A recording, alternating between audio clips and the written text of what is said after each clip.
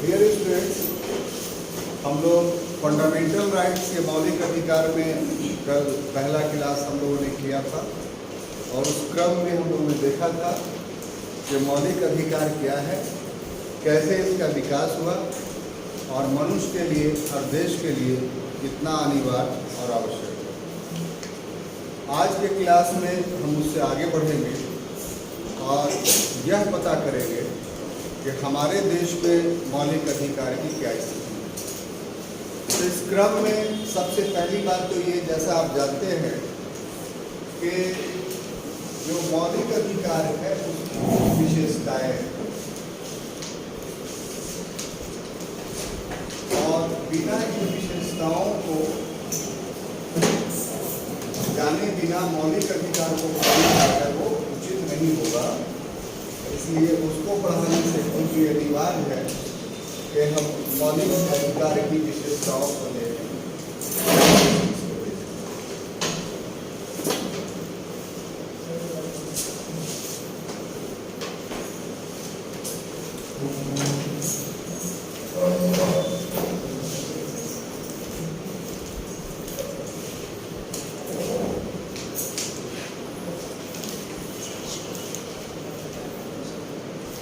हम आते हैं वहाँ पे कि अनुच्छेदवार अकॉर्डिंग टू आर्टिकल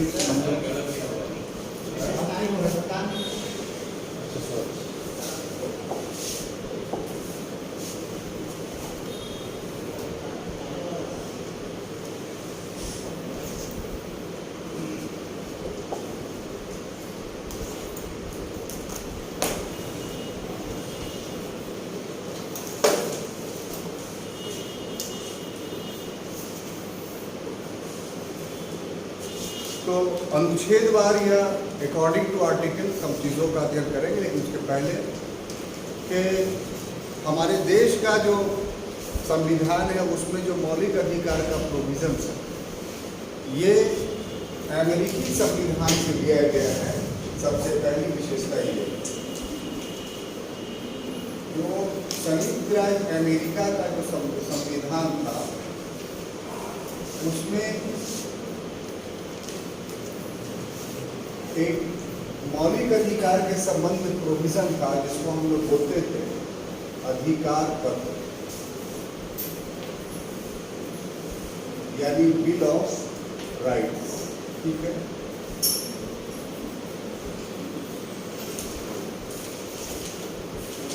तो ये सबसे महत्वपूर्ण विशेषता है कि हम लोगों ने जो फंडामेंटल राइट्स दिया वो उस देश से लिया जिस देश से फंडामेंटल राइट्स को सबसे पहले अपनाया। मौलिक अधिकार के कंटेक्स्ट में अगर इसके ओरिजिन की बात किया जाए तो सबसे पहले इसका ओरिजिन ब्रिटेन में हुआ। 1215 ईस्वी में महारानी जेन थी वहाँ, उसने सबसे पहले लोगों को कुछ अधिकार दिए, कुछ राइट्स दिए वहाँ के पीपुल को। जेन महारानी जेन का पीरियड था वो, तो उनके द्वारा जो है वहाँ के लोगों को कुछ अधिकार दिए गए जिसको ब्रिटेन में मैग्ना कार्टा, ब्रिटेन का मैग्ना कार्टा कहा जाता है। मैग्ना कार्टा मतलब अधिकार पर, लेकिन इसका बहुत ज़्यादा प्रभाव न ही ब्रिटेन में पड़ा और न ही दूसरे देशों में, क्योंकि इस अधिकार को मिल जाना, ये दे देना, इसके व्यवहारिकता प्रैक्टिकलिटी तभी मुमकिन थी जब वहाँ लोकतंत्र की स्थापना हो गई। और ब्रिटेन में लोकतंत्र की स्थापना 1688 के गौरवपूर्ण क्रांति ग्लोरियस रेवोल्यूशन के बाद, और अधिकार पत्र पहले दिया गया। इसलिए एक महत्व है कि पहली बार इस पृथ्वी पर जो है लोगों के अधिकार की बात की गई, लेकिन प्रैक्टिकली में जो फंडामेंटल राइट्स इस विश्व में दिया गया सबसे पहले व्यवहारिक रूप से प्रैक्टिकली, वो संयुक्त राज्य अमेरिका में दिया गया सबसे पहले। हालांकि संयुक्त राज्य अमेरिका में 1776 ईस्वी में जो अमेरिकन रेवोल्यूशन हुआ और उसके बाद 1786 में जो कानून बने, यानी वहाँ का संविधान, उसके 10वें संशोधन में उस कॉन्स्टिट्यूशन में 10th अमेंडमेंट हुआ। उस अमेंडमेंट में बिल ऑफ राइट्स को शामिल किया, यानी जनता को अधिकार दिया। और इधर इसकी पृष्ठभूमि फ्रेंच रेवोल्यूशन बना रही थी 1789 में। तो इस तरीके से आप कह सकते हैं कि अमेरिकी कॉन्स्टिट्यूशन में फ्रेंच रेवोल्यूशन से पहले ही मौलिक अधिकार दे दिया गया, फंडामेंटल राइट्स दे दिया। तो इसके तह में जाना होगा आपको कि आखिर ऐसा क्यों हुआ। अमेरिका में वहाँ की सरकार के द्वारा ये बिल ऑफ राइट्स क्यों दिया गया, इसके पीछे जो बैकग्राउंड है, जो पृष्ठभूमि है, वो ये है कि इस समय जो आधुनिकता आई, खास तौर से 1500 ईस्वी के बाद, जिसको मॉडर्न एज कहा जाता है इस विश्व में आमतौर पर, इसके लिए बहुत सारे बैकग्राउंड काउजेस या पृष्ठभूमि जिम्मेदार थी, वो वर्ल्ड हिस्ट्री का विषय है, उसमें पढ़ेंगे। लेकिन इतना यहाँ जानिए कि आधुनिक युग की संकल्पना इसी समय जन्म ले रही, और उसको जन्म देने में बहुत सारे तत्वों ने महती भूमिका निभाई, इम्पॉर्टेंट रोल अदा किया, जैसे रिनेशा में, जैसे रिलीजियस मूवमेंट में, जैसे ज्योग्राफिकल इन्वेंशंस में, जैसे मर्केंटलिज्म में, बहुत सारी चीज़। उसी में एस्टैब्लिशमेंट एक चीज़ का हुआ जिसको हम नेशन स्टेट बोलते हैं, राष्ट्र राज्य। पहले जो था वो नगर राष्ट्र था, यानी एक शहर ही जो है वो एक देश था। इसकी सबसे बड़ा एग्जाम्पल हम लोग को मिलता है यूनान, ग्रीस। उसके अधिक बड़े बड़े एम्पायर का दौर आया एंशियंट पीरियड, जैसे रोमन एम्पायर, इरेनियन एम्पायर। फिर मिडिवल पीरियड में एक फ्यूड सिस्टम आया पूरे वर्ल्ड में। तो ये सभी को नकारते हुए, न ही बड़े बड़े एम्पायर होंगे, न ही बहुत छोटा देश होगा एक शहर के तरह, बल्कि एक नया संकल्पना है जिसको बोलते हैं राष्ट्र राज्य, नेशन स्टेट। ये राष्ट्र राज्य की जो संकल्पना है, उसमें राज्य यानी देश तो पहले से चला रहा था, चाहे छोटा या बड़ा हो, लेकिन उस देश के साथ एक पहला शब्द जुड़ा जिसको हम लोग राष्ट्र बोलते हैं। उससे एक नई विचारधारा उभर करके सामने, जिसको हम लोग नेशनलिज्म कहते हैं, राष्ट्रवाद। तो राष्ट्रवाद एक अलग टॉपिक है, एक अलग विषय है। संक्षेप में ये कि अपने देश से मोहब्बत करके उस देश में रहना, ये जब भावना किसी नागरिक में आ जाए और ऐसा फिनोमेना सभी में पाया जाए, तो कहा जाए कि वहाँ राष्ट्रवादी भावना होती है। तो जो अब आधुनिक युग में जितने भी देश बने, वो राष्ट्र राज्य के कंसेप्ट पे इतनी बात समझ में आ रही है। लेकिन कहते हुए चलते हैं हम ये कि अगर बीच में कोई बात आपको समझ में नहीं आए तो आप टोक सकते हैं, रोक करके युक्ति युक्त बात कर सकते हैं, एक्विपरेट। ये नहीं कि बाकी हुई बात, मैंने जो उस टॉपिक से दूसरी बात हो तो क्लास के डिस्कशन के बाद आप कर सकते हैं। इस टॉपिक में जो आपको समझ में नहीं आ रहा है उसमें आप बीच में सर, आपने बताया था कि फ्रेंच रेवोल्यूशन या 3 वर्ड का जन्म हुआ था, इक्वालिटी, फ्रेटर्निटी, लिबर्टी। इसी वर्ड से फंडामेंटल राइट उद्भव हुआ। तो अभी आप पढ़ा रहे हैं, आपको तो कल का जो हम पढ़ाए थे इसी से बचने के लिए तो आज जवाब दे रहे हैं, आपको समझने में दिक्कत होगा। हम कल पढ़ाए थे, हमको याद है। तो इसीलिए तो कहा कि उद्भव हुआ है इससे, लेकिन अमेरिका में जो फंडामेंटल राइट्स आ गया वो उसके पहले ही आ गया। तो पहले आ गया, उसी का तो राज बता रहे हैं। तो आप पूरा सुने कहाँ, पूरी बात सुन लीजिए तब आपको उसका राज मिल जाएगा। हमारा लेक्चर जो होता है वो सीक्वेंस में होता है। आप अगर गौर से सुनिएगा तो फिर उस चीज़ के लिए बुक पढ़ने की ज़रूरत नहीं पड़ेगी। तो इसीलिए बोला कि हमको डिस्टर्ब कीजिए युक्ति युक्त एप्रोप्रिएट, मैंने जहाँ पर वाकई में से कल किसी ने टोका था कि नहीं हमको दक्षिण पंथ हम वामपंथ समझाइए, ये प्रश्न सही था, ये अकॉर्डिंग टू क्लास था। आपने जो सवाल किया था तो क्लास के बाद वही हम यहाँ पर स्पष्ट कर देना चाहते हैं। टॉपिक से संबंधित कोई प्रश्न आपके मन में हो जरूर पूछिए, यहीं पर पूछिए। अगर इस विषय से विषयांतर कोई प्रश्न आपके पास आ रहा है, संदेह है कि भूल जाएंगे, तो उसको आप ऐसा कीजिए, कॉपी में लिख लीजिए, जब क्लास डिस्पर्सल हो फौरन पकड़ के हमसे पूछ लीजिए, जरूर जवाब देंगे। ठीक है। तो अब देखिए हम ये क्यों बोल रहे हैं नेशन स्टेट्स, क्योंकि नेशन स्टेट्स जो उभर करके अभी तक जो स्टेट्स बन रहे थे, चाहे वो स्टेट्स सिटी स्टेट्स हो, चाहे वो स्टेट्स एम्पायर स्टेट्स हो, बात समझ में आ रही कि नहीं, उसमें उसके निर्माण में जनता की भूमिका नहीं होती। ये जो नेशन स्टेट बना इसमें जनता की भूमिका होती, और इस जनता ने जो इस नेशन स्टेट का निर्माण करवाया या किया, जो कहे, इसका सबसे जीता जागता एग्जाम्पल अमेरिका में। अमेरिका में उस ब्रिटेन के खिलाफ विद्रोह किया उन लोगों ने, जो उसका मुल्क था, कि आप हमारे यहाँ से जाइए और आप हमारे अधिकारों के सबसे बड़े हनन करता थे। ब्रिटेन में शासक भी, अमेरिका में शासक भी ब्रिटेन था, और जो शासक थे वो भी ब्रिटिशर्स, लेकिन अपने मातृ देश मदर कंट्री के खिलाफ उन लोगों ने बगावत कर दी। तो बगावत करने का आधार क्या था ये समझना होगा। तो बगावत करने का आधार था कि जो मदर कंट्री का स्टेट था वो खुद अपने पीपुल के अधिकारों का हनन करता था, एक्सप्लॉइटर। इसलिए कहा कि आप जाइए, हम लोग अपना शासन खुद कर रहे हैं।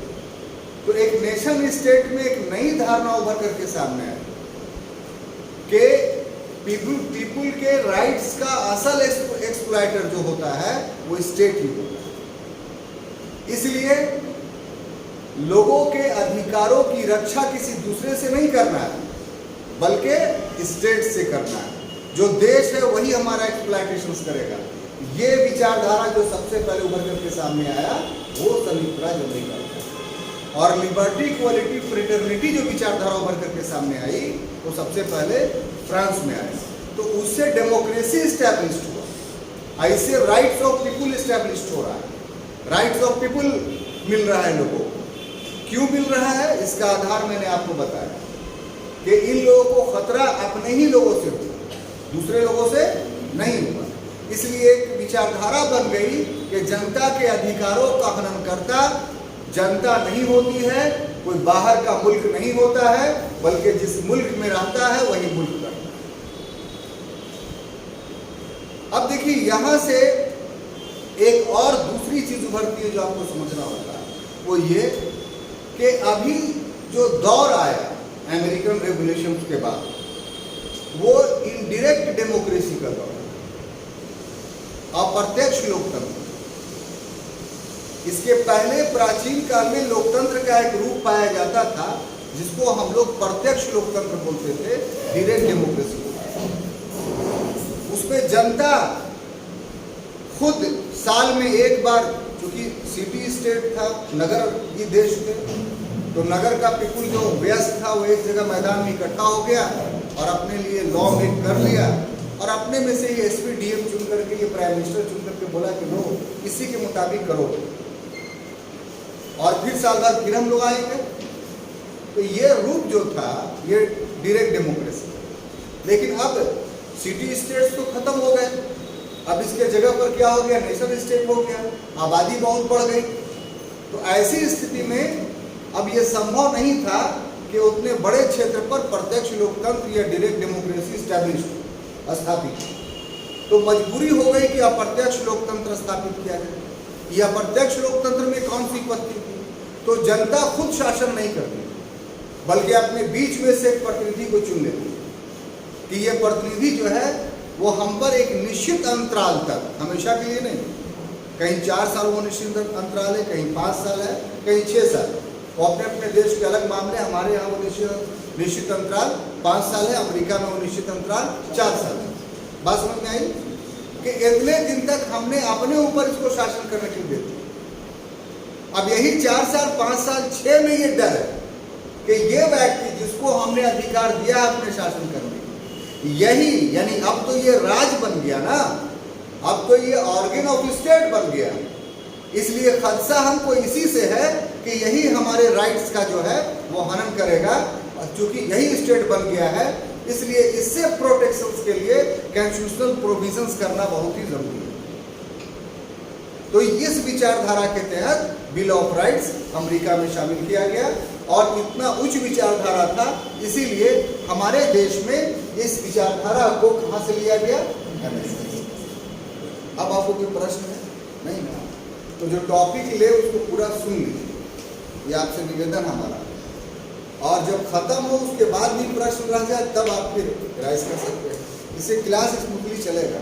हम प्रश्न से भाग नहीं रहे, हम बार बार आपको बोलते हैं कि आप प्रश्न कीजिएगा कि सक्रिय वर्ग का उदाहरण है, एक एक्टिव क्लास का एग्जाम्पल है, और एक्टिव क्लास ही आपको पास कराएगा, पैसिव क्लास पास नहीं।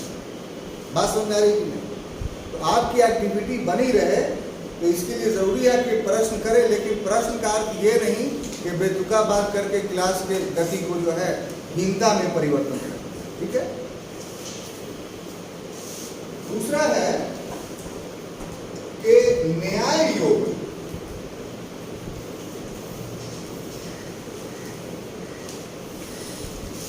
ठीक है ना? जस्टिएबल, इसका क्या अर्थ है कि हमारे यहाँ जो फंडामेंटल राइट्स दिए गए हैं, यदि उसका हनन होता है, मतलब कोई हनन करता है, कोई उसको छीनता है, तो हम इसके लिए सरकार के ऊपर जिम्मे आधारित नहीं है कि हमको बचा ले, बल्कि कॉन्स्टिट्यूशन से आपको राइट देता है कि जुडिशियरी के माध्यम से, न्यायपालिका के माध्यम से आप अपने अधिकार का, फंडामेंटल राइट्स का प्रोटेक्शन कर सकते हैं। और अनुच्छेद 32 के तहत सुप्रीम कोर्ट के माध्यम से और अनुच्छेद 226 के तहत उच्च कोर्ट, उच्च न्यायालय या हाई कोर्ट के माध्यम से अपने अधिकारों की रक्षा आप कर सकते हैं। इसलिए कहा जाता है कि ये अधिकार की विशेषता है कि ये न्याय योग है, जस्टिस। ठीक है? तीसरी इसकी विशेषता ये है, ये सार्वभौम है।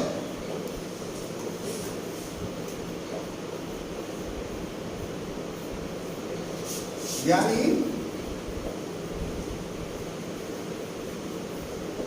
यूनिवर्सल है। बताइए साहब इसका मतलब क्या होगा?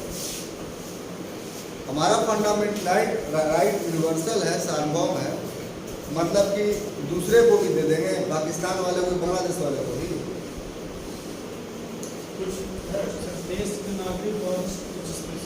Very good. मतलब ये अधिकार ऐसा नहीं है कि सिर्फ नागरिकों को ही दिया जाता है, बल्कि ये अधिकार गैर नागरिकों को भी दिया जाता है। इस सार्वभौम या यूनिवर्सल कंसेप्ट का अर्थ हुआ कि भारत भूमि में रहने वाले, भारत भूमि में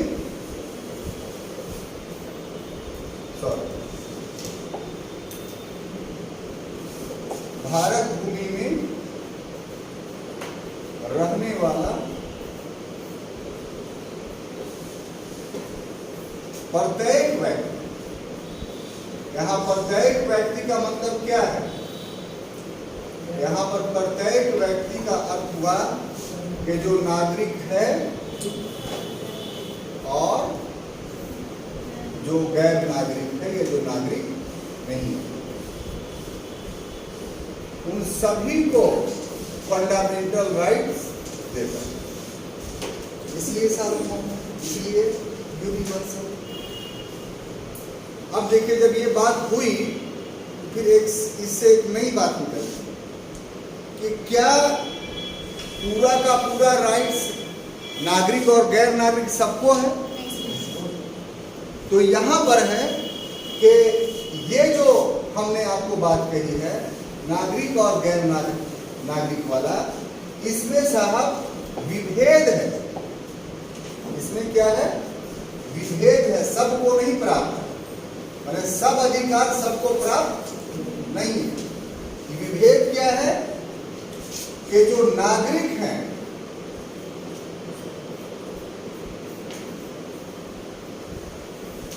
उनके लिए 5 विशेष मौलिक अधिकार, 5 विशेष मौलिक अधिकार हैं। और ये जो 5 विशेष मौलिक अधिकार हैं ये गैर नागरिक को प्राप्त नहीं। ठीक है, ये क्या है कि गैर नागरिक को प्राप्त।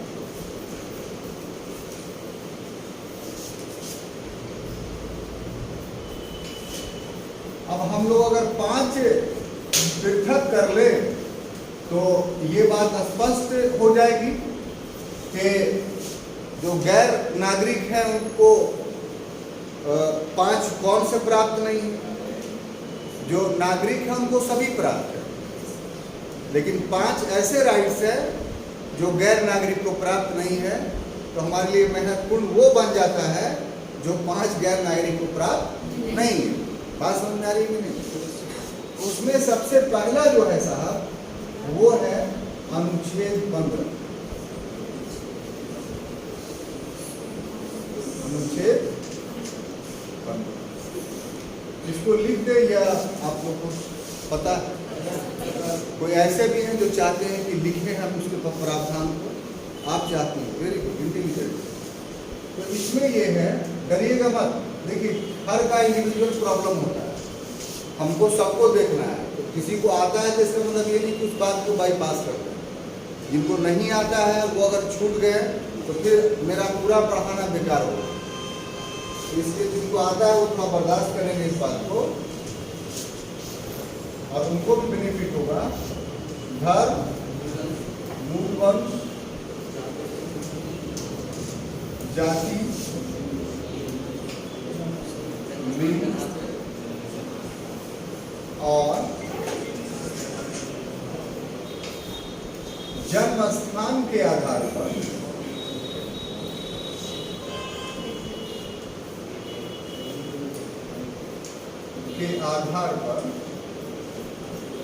विभेद का प्रतिषेध, विभेद का प्रतिषेध। यार समझ गए? जो पूछी थी आप, हमने प्रोविजन लिखा तो आप प्रोविजन समझ गए कि क्या लिखा है?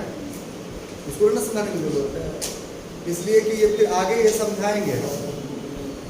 तो अभी समझाएंगे तो विषयांतर होना हो गया या खिचड़ी बना देना हुआ पढ़ाई। हाँ, बात समझ में आ रही है? तो ये हम आगे पढ़ाएंगे। यहाँ आप ये सिर्फ देख लीजिए कि धर्म, मूलवंश, जाति, लिंग या जन्म स्थान के आधार पर विभेद का प्रतिषेध का अर्थ ये हुआ कि हम गैर नागरिकों के साथ इस आधार पर विभेद करेंगे या राज्य उनके साथ इस आधार पर विभेद करेंगे। उनको इसके तहत जो राइट मिला हुआ है वो राइट उनको नहीं मिलेगा। वो दूसरे धर्म के मानने वाले हैं, दूसरे देश के मानने वाले हैं, दूसरे स्थान में पैदा हुए हैं, दूसरे लिंग के हैं और वो भारत में आ रहे हैं, तो उनको इसके तहत जो भारतीयों को राइट मिलता है वो उनको नहीं मिलेगा। इसका अर्थ ये, ठीक है। और दूसरा जो गैर नागरिकों को प्राप्त नहीं है वो है अनुच्छेद 16। अनुच्छेद 16 इसमें क्या है? लोक नियोजन में औसत की समता।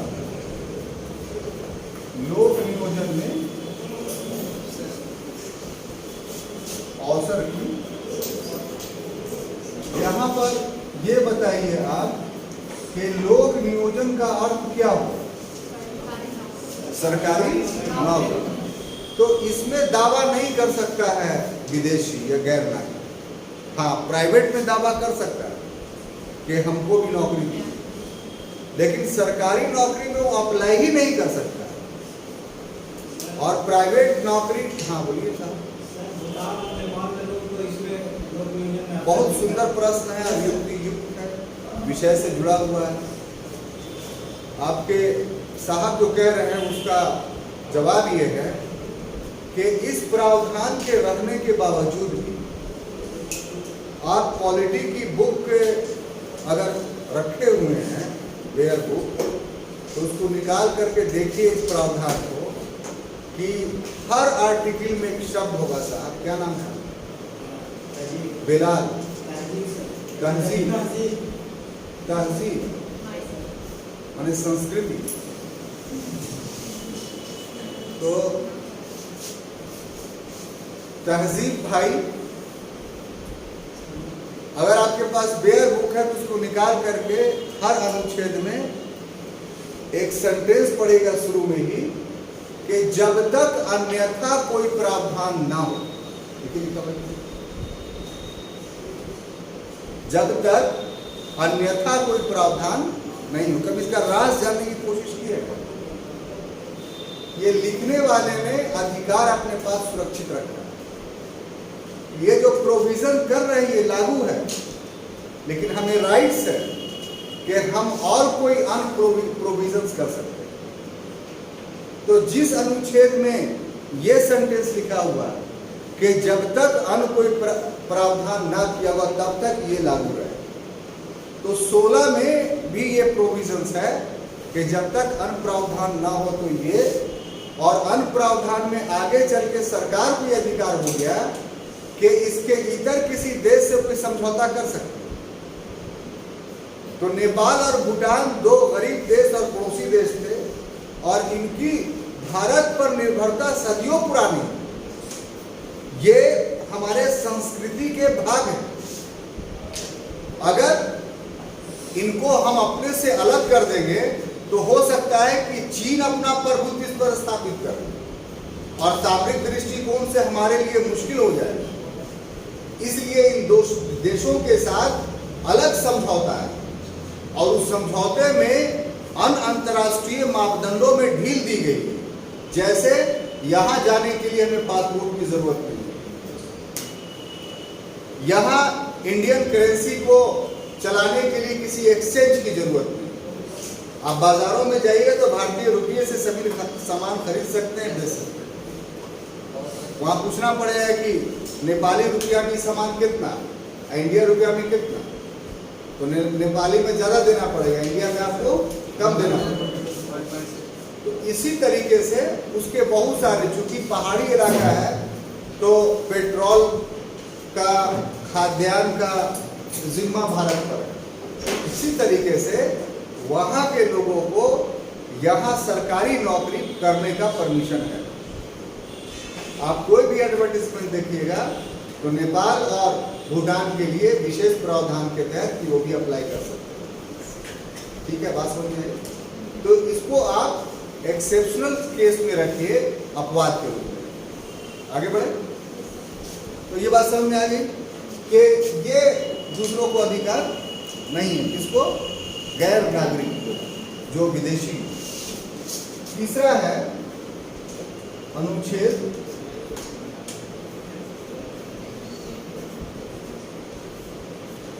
19। इसमें वाक विषय संबंधी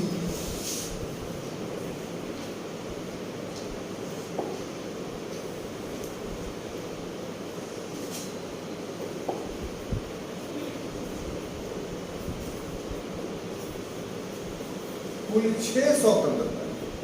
कितनी? पहले 7 थी, अब कितनी हो गई? ये 6 टाइप का लिबर्टी मिला है, वो लिबर्टी किसका है, किसको मिला है? सिर्फ सिटीजन्स ऑफ इंडिया। ये भी डिटेल्स में बाद में पढ़ेंगे, ठीक है। उसके बाद चौथा जो है वो अनुच्छेद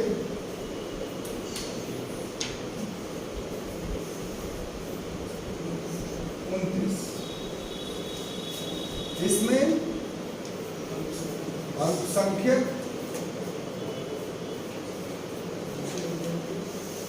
वर्गों के हितों का संरक्षण,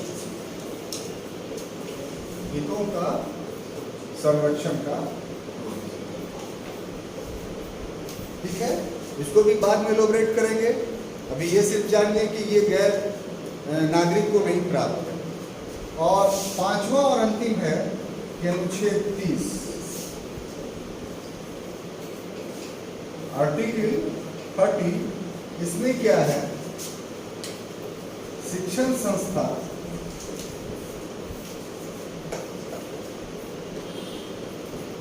स्थापित करने और संचालित करने का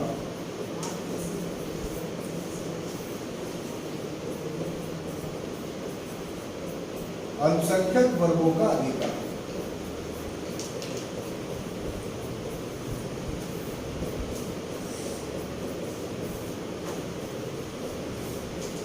तो ये जो बातें हैं वो इतनी बातें किसने आपको बताई गई? तो इसके सार्वभौमों, ठीक है। अब इसमें कुछ बात नहीं समझ में आई हो तो पूछ सकते हैं, हम आगे बढ़ते हैं।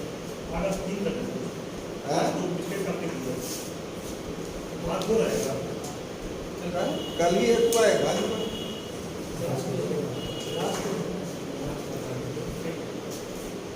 तो आगे बढ़ूं। एनी ऑब्जेक्शंस आपको साहब? अब देखिए 3 आते हैं।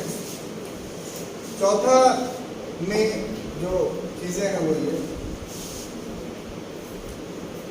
कि साहब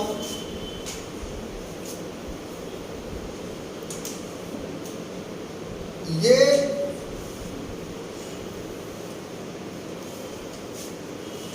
इसकी विशेषता ये है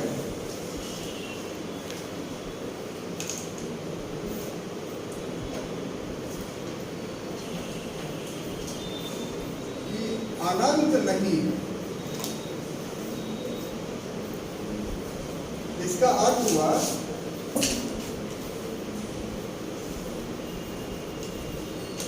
कि एब्सोल्यूट नहीं है।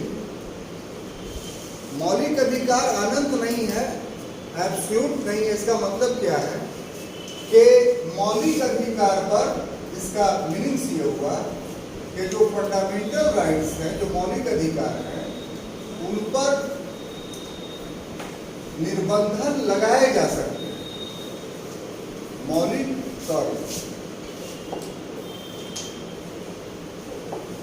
मौलिक अधिकार के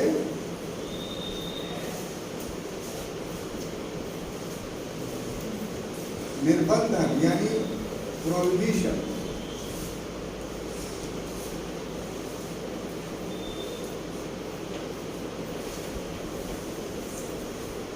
लगाए जा सकते हैं। और ये कौन लगाएगा? तो राज्य लगाएगा। यानी अभी हमने बताया कि राज्य के खिलाफ आपको फंडामेंटल राइट्स मिला, लेकिन ये जो फंडामेंटल राइट्स आपको मिला है ये एब्सोल्यूट नहीं है, अनंत नहीं है। इसका अर्थ हुआ कि इस पर नियंत्रण लगाया जा सकता है। जैसे आपको 6 स्वतंत्रताएं दी गई, धर्म के उपासना का अधिकार दिया गया, अल्पसंख्यक है तो अपनी शिक्षण संस्थान स्थापित करने का अधिकार दिया गया, मानवीय दुर्व्यवहार और बलात्कार से आपको प्रोटेक्ट किया गया। लेकिन ये सारा चीज तभी लागू है, तभी एप्लीकेबल है जब ये राइट्स लोक व्यवस्था सदाचार और स्वास्थ्य, ये तीन आधार पर सही हो तभी वो एप्लीकेबल है। वरना अगर आपके फंडामेंटल राइट से लोक व्यवस्था भंग होता है, सदाचार भंग होता है, गुड रिलेशंस, और आपके हेल्थ पर असर पड़ता है, तो वहां पर आपका फंडामेंटल राइट्स को रोकने का या छीनने का राज को अधिकार।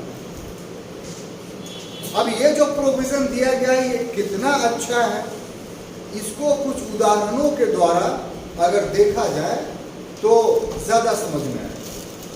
जैसे सबसे पहली बात है कि लोक व्यवस्था। तो अभी मुहर्रम का जुलूस निकल रहा है, सॉरी मुहर्रम का महीना है, तो मुहर्रम में जुलूस निकलता है, हिंदुओं का कांवड़ चल रहा है। तो आपको जुलूस निकालने का मतलब अपने धर्म की उपासना का, अंतःकरण का प्रचार करने का, प्रसार करने का पूरा अधिकार है। इसके तहत वर्षों से आप प्रोसेसन निकालते चले आए, लेकिन वहीं पर कांवड़ यात्रा का भी समय आ गया, तो उनको भी 25 के तहत राइट मिला हुआ है। अब ये जो रिवर साइड रोड है, ये जो रिवर साइड रोड है, तो कांवड़ को भी इस रिवर साइड रोड से ही क्रॉस करके जाना है गया से बाहर, या बाहर से आना है गया में, ताकि वो दूसरी गंतव्य को जाने। और करबला भी आपका वहीं पर, और डेट सेम, टाइम सेम। तो ऐसी स्थिति में राज्य किसी न किसी को तो प्रतिबंधित करेगा।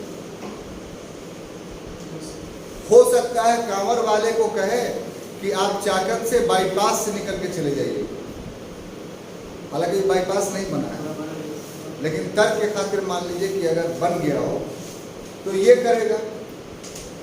या फिर दूसरा मुसलमानों को कहेगा कि आप जेलखाना रोड से निकलिए, वो मेन रोड से मत जाइए, आपका प्रोसेसन जो है जाएगा, लेकिन जेलखाना रोड से जाएगा और पहाड़ पर चढ़ करके अपना दफन करेगा। तो वैसी परिस्थिति में राज्य आपके फंडामेंटल राइट्स को छीन नहीं रही है, बल्कि दोनों समुदायों के फंडामेंटल राइट्स को प्रमोट कर रही है। कितनी खूबसूरत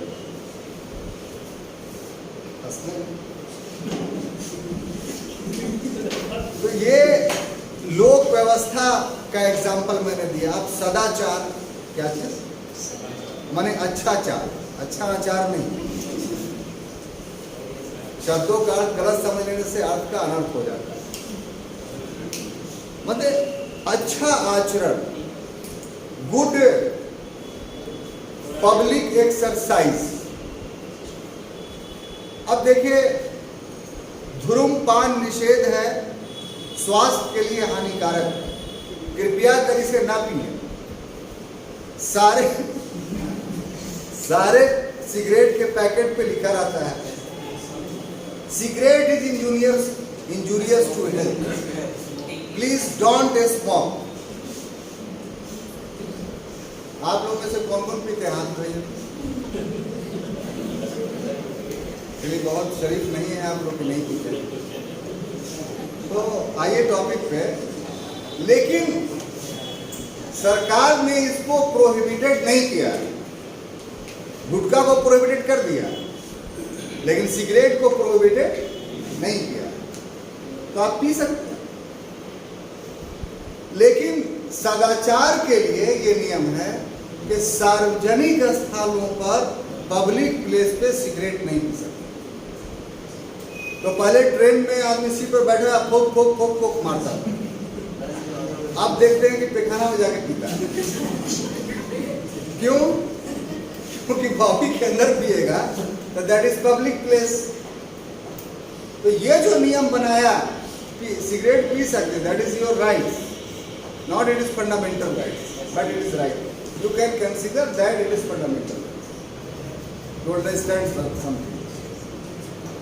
तो कुछ देर के लिए मान लीजिए कि सिगरेट आपका फंडामेंटल राइट, हालांकि है नहीं है, तो वो लोकाचार के वजह से, पब्लिक ऑर्डर के वजह से जो है, क्योंकि दूसरा सिगरेट नहीं पीता है और आपके सिगरेट पीने से उसको लॉस है, उसका फंडामेंटल राइट साबित हो रहा है।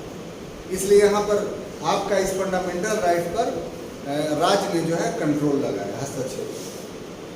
दूसरा सदाचार के आधार पर। अब स्वास्थ्य, इस स्वास्थ्य के आधार पर आप एक एग्जाम्पल दे दीजिए तो हम मानेंगे। सर जैसे कोविड की जो होया हुआ है, हाँ, पब्लिक प्लेस में तो अपना सेफ्टी के साथ नहीं, इसलिए असर पड़ सकता है। हाँ, इनका कहना ये है कि कोविड के टाइम में आपको बोल रहा है कि साहब मास्क लगाइए, ठीक है, और आपको अब बकाहट लग रहा है कि हम मास्क नहीं लगाएंगे, फिर भी मजबूरी में लगाना पड़ रहा है। तो क्यों? क्योंकि आप नहीं लगाइएगा तो आपको कोविड हो जाएगा। तो राज्य का उद्देश्य है कि आपका स्वास्थ्य भी ठीक रहे। तो गुड, अच्छा एग्जाम्पल। लेकिन इससे भी डेंजरस एग्जाम्पल हम देना चाहते हैं। क्या? डेंजरस एग्जाम्पल, ताकि आपको समझ में अच्छे से आए कि एक हिंदू धर्म में सेक्ट है,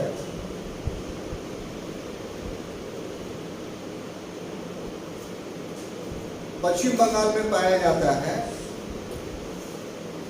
जो नर मुंड का प्रदर्शन करता है। उसका नाम याद आता तब बता देते हैं। यानी आदमी का सर काट लेगा और वो खून गिरता रहेगा और उसका वो प्रोसेसन निकालेगा। साल में एक बार उसका प्रोसेसन निकलता है। नहीं, सुनिए ना पूरी बात। तो ये उसका फंडामेंटल राइट्स है। क्योंकि 25 क्या कह रहा है कि धर्म का अंतःकरण की और धर्म को अबाध रूप से मान ले, विदाउट इंटरप्शन, आचरण करने और प्रचार करने की स्वतंत्रता है। यदि तो है ना, सर मेरा क्लास अभी खत्म, आपकी आवाज़ बहुत अच्छी है, हम सुनना चाहते हैं, लेकिन क्लास की मजबूरी है, वो भी समझ। तो ये उनका फंडा, वो नाम भूल रहे हैं और नाम भूल जाते हैं तो पढ़ाने में मजा नहीं आता है। और यहाँ पर है, यहाँ पर नहीं। खैर आएगा किसी बीच में, तो हम आपको अपने जहन को जगह खाली रखिए कि इसको सेट कर दीजिए, ठीक है। तो एक ज़माने से वो लोग ऐसा प्रक्रिया करते रहते थे, अपना जो है किसी आदमी का सर काट लिया और प्रदर्शन कर दिया, ठीक है। एक बार किसी ने मुकदमा कर दिया, सुप्रीम कोर्ट ने ऑर्डर दिया कि नहीं, ये प्रैक्टिस आप नहीं कर सकते। क्यों? क्योंकि 25 अनंत नहीं, एब्सोल्यूट नहीं। आपके इस प्रक्रिया से नर मुंड के प्रदर्शन से किसी की जान चली जा रही है, यानी उसका स्वास्थ्य खराब हो जा रहा है। तो इसलिए आप इसका प्रैक्टिस नहीं कर सकते। तो अगर शिया लोग जो मातम करते हैं या आग पर चलते हैं, अभी के सर्कमस्टांसेस में अगर कोई मुकदमा कर देगा कि आर्टिकल 25 के मूल भावना के खिलाफ है, इस पर प्रतिबंध लगना चाहिए, सुप्रीम कोर्ट संज्ञान ले लेगा। क्यों? क्योंकि रिलीजियस प्रैक्टिसेस अनलिमिटेड नहीं, और उस समय हाय दवा मत कीजिए, पहले ही जान लीजिए इस बात। सुप्रीम कोर्ट हैज राइट, उसके पास ये अधिकार है कि आपके धार्मिक के मामलों में हस्तक्षेप करे। जो अधिकार 25 आपको दे रहा है अपना धार्मिक कृत्य करने का, वही 25 सुप्रीम कोर्ट भी आपके धार्मिक कृत्य को उसे रोकने का अधिकार दे रहा है। ये पहले जानते थे आप? खाली मेरा राइट है, मेरा राइट है, मेरा राइट है। आपके राइट के साथ साथ सरकार का भी राइट है, न्यायालय का भी राइट है। हर स्थिति में ये मतलब कि मेरा फंडामेंटल राइट को सरकार बंद कर सकती है, हर स्थिति में। हाँ सर, देखिए सब तो खुल के बता रहे हैं। अब ये 3 शब्दों के आधार पर कहा, आप खुद इंटेलिजेंट है, समझिए इस बात को। इसमें और बताने की क्या चीज रह गई है, जरा बताइए ना। आप जो प्रश्न करना चाहते हैं इस चीज से हट के कीजिए तो हम जवाब दें। आपातकाल की स्थिति हो सकता है, बाकी मतलब कि किसी भी कंडीशन वो में दूसरा आपातकाल पर आ रहा हूँ, वो एक दूसरा मैटर है। लेकिन हम जो पढ़ा रहे हैं आपको कि your fundamental rights is not absolute. इस सेंटेंस का एक्सप्लेनेशन कर रहे हैं। आपको जो फंडामेंटल राइट्स दिया गया है वो निर्बंधनों के साथ दिया गया है, बंदिशों के साथ। दिक्कत ये है ना, बात को समझिए। आपके अब्बा दिए 1 किलो चीनी लाने के लिए कि जाओ बेटा ले आओ। अब देखिए पैसा आपके पास 40 रुपये 50 रुपये आ गए। मेंटेलिटी बेईमानी की इतनी है कि एक्चुअली वो पैसा आपका है नहीं, लेकिन घरवा से लेकर के दुकनिया तक जाते जाते उसको आप अपना ही समझ रहे हैं। अब ये मेंटेलिटी जब डेवलप हो गई तो आप करते क्या, आपको नहीं बोल रहे साहब, तो आप करते क्या हैं कि 1 किलो के जगह पर 750 ग्राम लेके चले आते हैं। तो हम ये एग्जाम्पल्स इसलिए दे रहे हैं कि बेईमानी विचारधारा में जैसे ही आती है वैसे ही चीज की गलत व्याख्या। आपको राइट था 750 ग्राम लेने का, लेकिन ले लिए। अब्बा अम्मा जो है वो बिजी थे, बेटा है धोखा देगा नहीं, रख दो। तो यहाँ फंडामेंटल राइट्स में आप यही काम कर रहे हैं ना। कॉन्स्टिट्यूशन में साफ लिख दिया गया दोनों बातें। ऊपर वाला पढ़ते हैं और नीचे वाला नहीं पढ़ते हैं, तो हल्ला करते हैं हमको मेरे हनन हो रहा है फंडामेंटल राइट्स का। कोई हनन नहीं हो रहा है, आप पढ़े गलत, व्याख्या गलत किया उसका। यहाँ एब्सोल्यूट आपको फंडामेंटल राइट सही नहीं है। अब ये प्रश्न कर सकते हैं आप कि एब्सोल्यूट फंडामेंटल राइट्स क्यों नहीं है, तो इसका जवाब ये है कि लोक व्यवस्था, सदाचार और स्वास्थ्य के आधार पर अगर एब्सोल्यूट दे दिया जाता तो ये फंडामेंटल राइट्स आपको फायदे के जगह पर नुकसान पहुंचा रहा हो। हिंदू मुसलमान के दंगे हो रहे हो, आप अपने बदन को नुकसान पहुंचा रहे हो, तो अपने पड़ोसियों के साथ झगड़ा कर रहे हो, सिगरेट पी के ऐसे ऐसे कर रहे हो, तो दूसरा जो नहीं पीता ऐसे ऐसे करके एक घूसा आपको दे रहा हो। बात समझ में आ रही है? कुछ बातें ठेठ भाषा में समझानी पड़ती है, मजबूरी है। तो तहजीब साहब आपको पूरी बातें समझ में आ गई। अब हम अपना सफर आगे बढ़ाएं। तो पांचवा जो है कि एक पांचवा विशेषता इसकी है कि आपातकाल जो आप मुद्दा उठा रहे थे, तो वो हम अलग से इसकी विशेषता बनाना चाहते हैं। आप चाह रहे हैं कि सब एक घुसा देने से मामला हो जाए गड़बड़। सबको बाइफरकेट करके पढ़िए और ऐसा पढ़िए कि आपको किसी भी समय कोई क्वेश्चन अराइज हो तो फट से जवाब दे। ठीक है? तो आपातकाल में प्रतिबंधित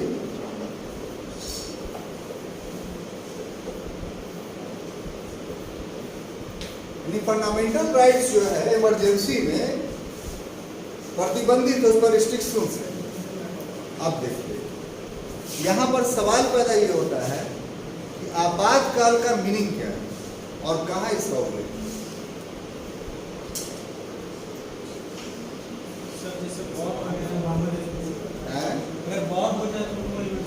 अच्छा, इमरजेंसी सर तीन तरह की होती है, नेशनल, फाइनेंशियल और स्टेट वाली।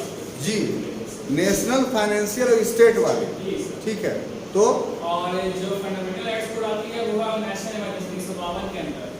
अच्छा, लेकिन तेज है ये, तो पढ़ते हैं।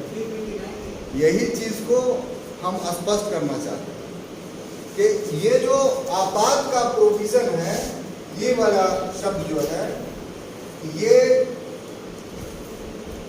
सिर्फ 352 की बात कर रहे हैं।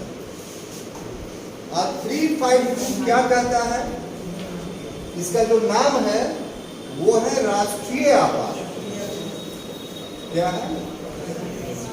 जब ये मौका आएगा तो उस समय इसका और ज्यादा एलोब्रेशन होंगे। यहाँ इतनी बातें जरूर हम समझाते चलते हैं कि जो शब्द है इस कंटेक्स्ट में जो बात आगे कहेंगे उसके अनुरूप कुछ बातें बताते हैं।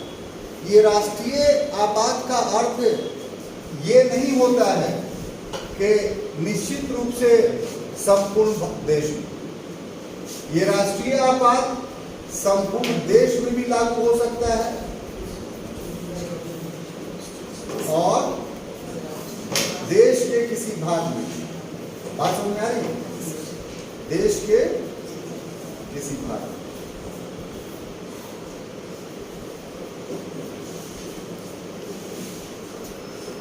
तो ये जो राष्ट्रीय आपात 352 है, इसका प्रभाव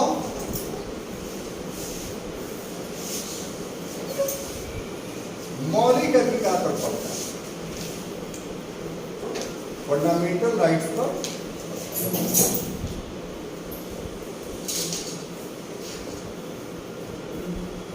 क्या पड़ता है साहब, ये जानना हो, है ना।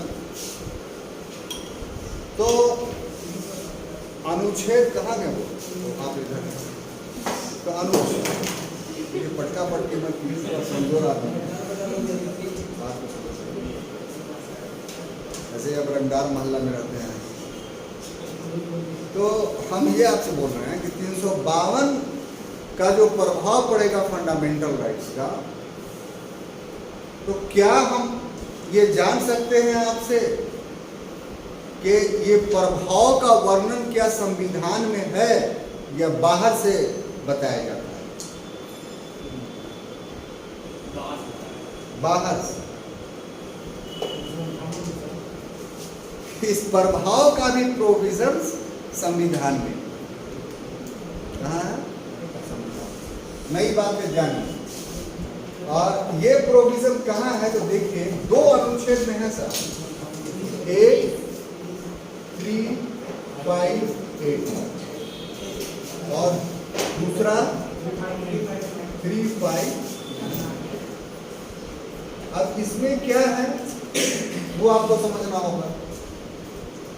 3, 5 अगर आप लाए हैं वो किताब को आपको पेज में बता सकते हैं।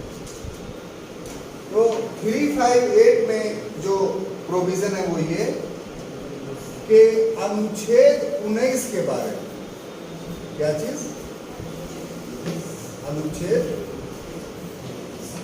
19 के बारे में ये कहता है 358 कि जैसे ही आपातकाल लागू हुआ, अनुच्छेद 19 जो है सौमेव का समझे, ऑटो मैटिकली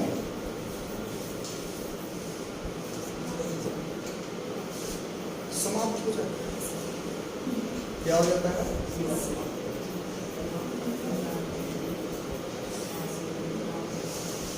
और जब आपातकाल खत्म होगा तो ऑटोमेटिकली बहाल हो जाएगा।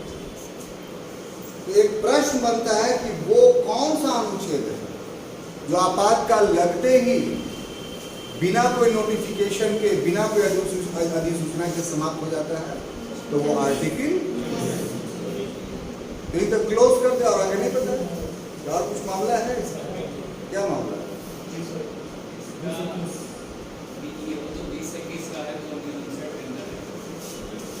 इसमें हुआ साहब कि इस अनुच्छेद में, इस प्रभाव के कंटेक्स्ट में 1978 में 44th अमेंडमेंट जो हुआ कॉन्स्टिट्यूशन का,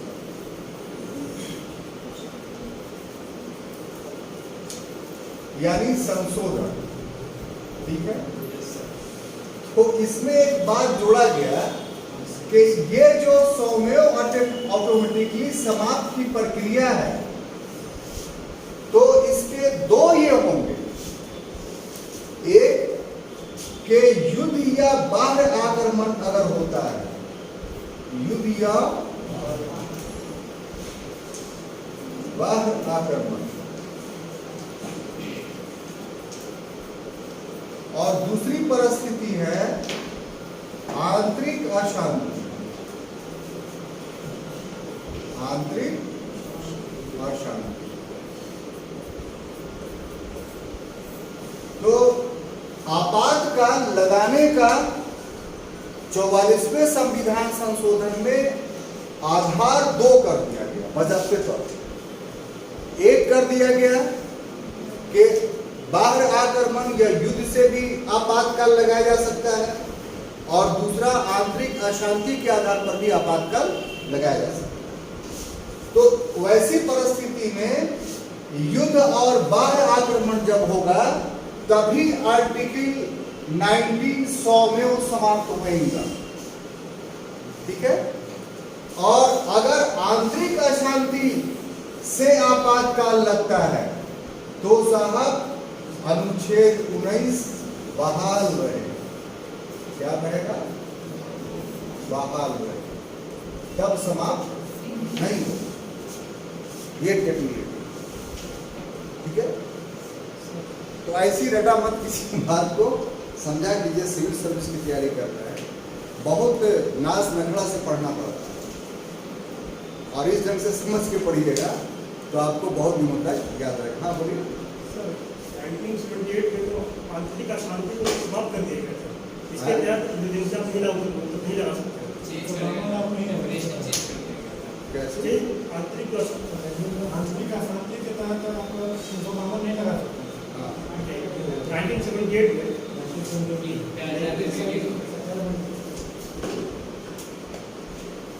जनता पार्टी। हाँ ठीक है, लेकिन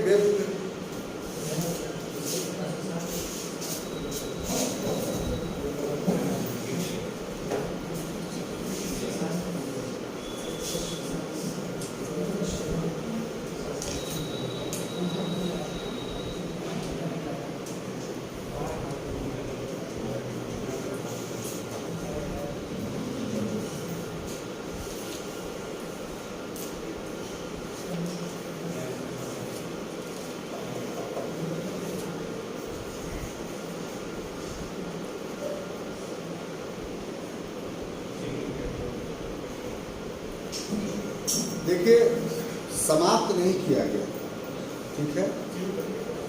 उसके जगह पर ये आंतरिक अशांति जो है, इसके स्थान पर सशस्त्र विद्रोह,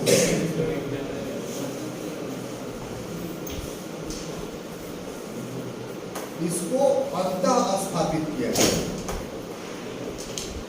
इंक्लूड किया गया।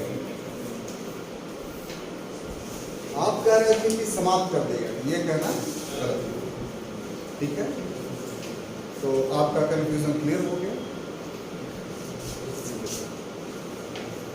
इसी तरह से प्रश्न किया कीजिए। हालांकि हमारी बात आप इतना मैंने भयंकर बोले ना, हमें डर लगता है कि सही में गलत नहीं पढ़ा रहे हैं, इसलिए श्योर हो गए वो इंक्लूड का इसमें। अब इसकी पृष्ठभूमि पर हम जाना चाहते हैं कि आखिर ये बाइफिकेशंस क्यों हुआ। तो अभी तक आपातकाल हमारे देश में 3 बार लगा, पता होगा। उस आपातकाल में जो 2 बार लगा वो श्रीमती इंदिरा गांधी के समय में। उसमें पहला आपातकाल 1971 ईस्वी में, जब पाकिस्तान से झगड़ा हुआ था भारत का, तो बाहर आक्रमण के आधार पर आपातकाल लगाया गया। ये आपातकाल चल ही रहा था, अभी खत्म नहीं हुआ था कि 1975 में आंतरिक अशांति के आधार पर आपातकाल लगाया गया, और जितने अपोजिशंस के लीडर थे उन सबको जेलों में डाल दिया। तो उस समय आंतरिक अशांति शब्द था, तो उसने इंदिरा गांधी ने कहा कि जो धरना प्रदर्शन कर रहे हैं आप, इससे आंतरिक अशांति पैदा हो रही है, तो इस ग्राउंड पे हम आपातकाल लगा रहे हैं। तो भविष्य में धरना प्रदर्शन करने से ही आपातकाल न लग जाए, इसको प्रोटेक्ट करने के लिए इसके जगह पर सशस्त्र विद्रोह शब्द इस्तेमाल किया। अब बात समझ आई कि अगर अंदरूनी तौर पे जनता अगर गोली बंदूक चलाने लगे तब आप आपातकाल लगा सकते हैं। अगर धरना प्रदर्शन सिर्फ कर रहा है तो आपातकाल आप नहीं लगा सकते। ये क्लियरिटी हुई? बोलिए साहब। Yes sir. तो ये हो गया। तो ये सिर्फ हम अनुच्छेद 19 के बारे में बात कर रहे हैं और वो किसमें प्रोविजन है? तो 358 में 358। अब आ जाइए कि 359 में क्या कह रहा है। 359 में क्या कह रहा है, तो इसको थोड़ा सा देखा जाए। तो 359 जो कह रहा है कि पहली बात के अनुच्छेद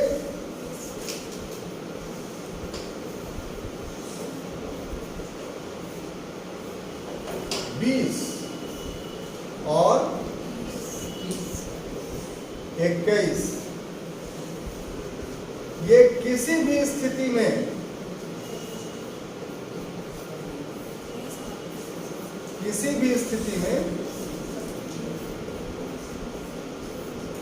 स्थगित नहीं हो। देखिए, कोई भी फंडामेंटल राइट्स जो है ना समाप्त नहीं किया जाता, बल्कि उसको क्या किया जाता है? स्थगित। जब आपातकाल खत्म हो गया तो फिर से ये खुद बहाल हो गया, बाकी को बहाल कर दिया जाता। तो 19 तो अपने आप खत्म हो गया, स्थगित हो गया। 20 और 21, 20 में क्या है? अपराध के विरुद्ध दोष सिद्धि के अधिकार का संरक्षण, और 21 में क्या है? प्राण एवं दैहिक स्वतंत्रता। तो ये राज्य को ये अधिकार नहीं है कि ये दोनों को छीन। लेकिन हाँ, एक अंतर है। अगर युद्ध चल रहा है और आप शत्रु घोषित हो गए तो आपको अनुच्छेद 20 का अधिकार प्राप्त नहीं, और 21 का युक्ति युक्त प्रावधान कर करके आपके 21 के अधिकार का भी समापन किया जा सकता है। बात समझ में आई? नहीं समझ में आई? लेकिन पूरा का पूरा बात ये मानिए आप कि ये प्रोटेक्टेड है 20 और 21 पूरी तरीके से। ठीक है।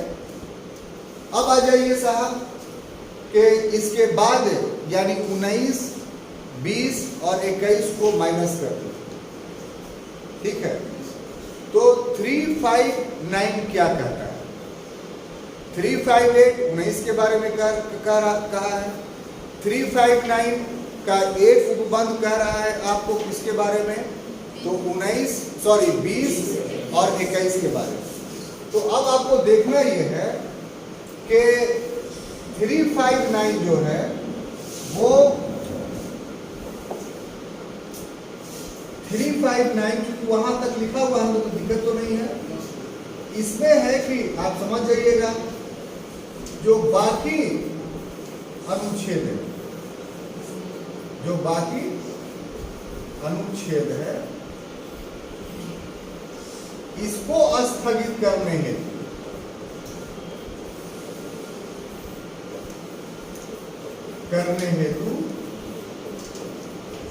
राष्ट्रपति को अधिसूचना जारी करना पड़ता है। राष्ट्रपति क्या करेगा कि अधिसूचना जारी करेगा। अधिसूचना का इंग्लिश होता है नोटिफिकेशन।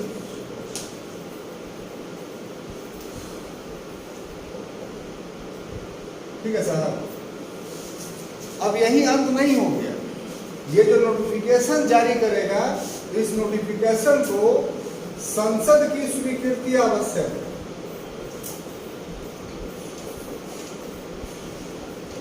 तभी वो अधिसूचना जो है वो प्रभावी होगी। अब यहां पर भी खत्म नहीं हुआ, हो गया कि अनुच्छेद 25 जो है वो स्थगित किया जाता है, किसी को रिलीजियस लिबर्टी नहीं रहेगी। तो ये दो प्रोसेस जैसे ही हुआ, एक की अधिसूचना जारी हुआ और दूसरा संसद ने इसको स्वीकृति दी, तो फिर सरकार इस संबंध में कानून बना सकती है। सरकार क्या कर सकती है? कानून बना सकती है। लेकिन ये सभी चीजें क्या है? अस्थायी है, टेम्पोररी। जैसे ही आपातकाल खत्म होगा वैसे ही ये अनुच्छेद भी बहाल हो जाएगा। हाँ, लेकिन इसमें बहाली के लिए फिर अधिसूचना जारी करनी है। ये शर्त 19 की तरह से हो गए नहीं। आपातकाल खत्म हो गया तो फिर स्वमेव ये अपने आप बाहर हो जाएगा, जो पूर्व की स्थितियां हैं वो नहीं रहेगी। और एक चीज और दिमाग में बैठा है इस बात को कि इस दौरान में सरकार ने कोई भी आप पर जुल्म किया, जाहिर सी बात है फंडामेंटल राइट आपके पास नहीं है तो बहुत सारे जुल्म आपके पास हो, तो क्या सरकार या सरकारी अधिकारियों को आपातकाल में किए गए कार्रवाई पर आपातकाल के बाद मुकदमा चलाया जा सकता है कि नहीं चलाया जा सकता? इस सवाल का जवाब नहीं चलाया जा सकता।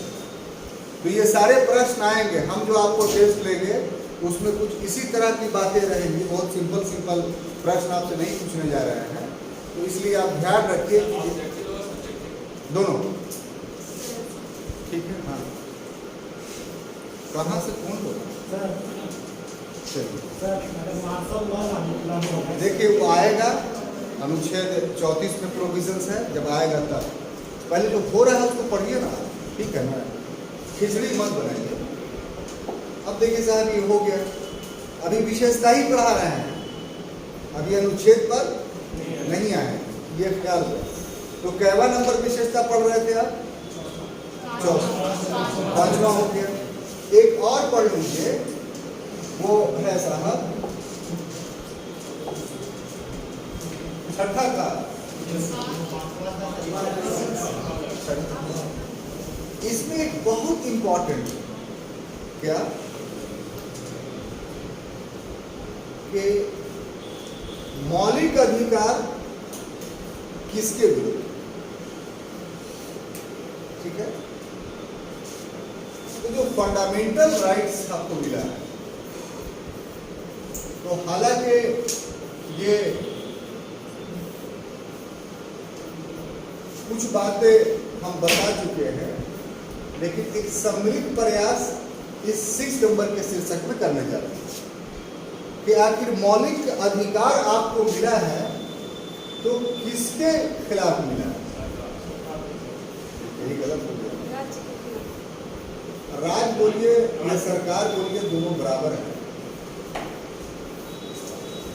तो इससे इसलिए बोला कि इसको अलग टॉपिक में पढ़ना आपके लिए बहुत ही जरूरी है, तभी चीजें स्पष्ट होंगी।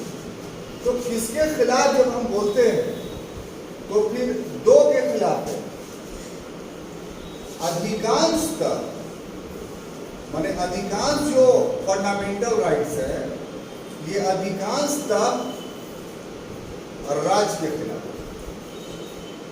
यानी एक बोल रही थी तो उनकी बात को बिलीव करते हैं हम सरकार, राज्य बोलिए सरकार बहुत अरसे। और कुछ मामलों में, यानी सभी मामलों में नहीं, कुछ मामलों में या व्यक्ति के विरुद्ध भी है, यानी एक पर्सन के खिलाफ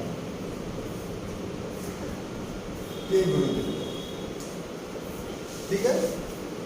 अब देखो, अधिकांश माने सभी मान लीजिए, जो व्यक्ति के खिलाफ है वो राज्य के भी खिलाफ होगा, इसलिए अधिकांश या सभी कह लीजिए तो राज्य के खिलाफ। लेकिन कुछ फंडामेंटल राइट्स व्यक्ति के खिलाफ, बात समझ में आ रही है? उसको जानना आपके लिए बहुत ही जरूरी है, इसलिए प्रश्न वहीं से आएंगे। तो ऐसी परिस्थितियां जो हैं, जो व्यक्ति के खिलाफ, यानी आपको मेरे खिलाफ वो राइट्स प्राप्त, हमको आपके खिलाफ राइट्स प्राप्त, वो कौन? तो वो 3 है। कौन है? 3। ये कौन है? तो 3। उसमें सबसे पहला है अनुच्छेद 15। कौन? अनुच्छेद 15 में भी कौन? ये भी अपने आप में बहुत इंपॉर्टेंट है, इसीलिए गौर से पढ़ा कीजिए। 15 में 15 2, 15 1 नहीं, इसमें नहीं पढ़ देते हैं जी, फैन आवाज नहीं हो जाए थोड़ा। तो 15 में आप गौर कीजिए, बेयर बुक क्यों बोलते हैं आपको लेने के लिए, उसका देखिए। 15 में कुल 6 प्रोविजंस हैं, उसमें 15 का क्लाउज 1 जो कह रहा है कि राज्य किसी नागरिक के विरुद्ध केवल धर्म, मूलवंश, जाति, लिंग या जन्म स्थान या इसके आधार पर विरोध की गई। तो 15 एक राज्य को उत्तरदायी बना रहा है, पार्टी बना रहा है, लेकिन 15 तो कोई नागरिक, वही सेम है, कोई नागरिक केवल धर्म, मूलवंश, जाति के आधार पर विभेद नहीं। इसका मतलब क्या हुआ साहब कि ये आपको राज्य को भी प्रोहिबिट कर रहा है और नागरिक को, राज्य को 15(1) के तहत कर रहा है और एक दूसरे के खिलाफ जो दे रहा है ये राइट, वो 15(2) कर रहा है। अब बात समझ में आएगी? ऐसा शक्ल बनाने से नहीं है सर 15 की समझ आए तो 15 वाला बाद में तो पढ़ाएंगे ना सर, फिर दोहराव ना हो जाएगा। हम तो खुद आपको बहुत ज़्यादा टाइम लेके पढ़ा रहे हैं, इतना लंबा कोई पीटी के लिए नहीं पढ़ाएगा, लेकिन हम इसलिए पढ़ा दे रहे हैं कि हम पीटी में अलग अलग नहीं मानते। तो आपको एक बार पढ़ा दे रहे हैं अच्छा से, ताकि आपको सब्जेक्ट पे ग्रीक बन जाए, आप अपने से पढ़ने के अधिकारी बन जाएंगे। और दूसरा है अनुच्छेद 17।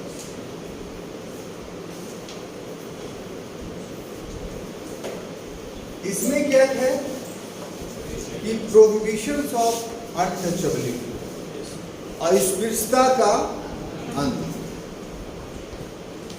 आप बता सकते हैं कि अस्पृश्यता का मतलब क्या है? छुआछूत। मतलब आपको छू लेंगे तो हम पर केस हो जाएगा, वो नहीं, उस तरह से व्यवहार आपको तो छू लेंगे तो सही में केस हो जाएगा, तो कैसे नहीं बोल रहे आप पर जानते हैं छूने से क्या केस हो जाएगा? इतना हैवी केस हो जाएगा कि नल बेलेबल सेक्शन लगता है 487 है। लेकिन यहाँ पर छुआछूत टॉपिक आएगा तो पढ़ाई गई एक वाइड सेंस में लिया कि अगर आप किसी को बोल भी देते हैं अरे चमरवा, दैट इज छुआछूत।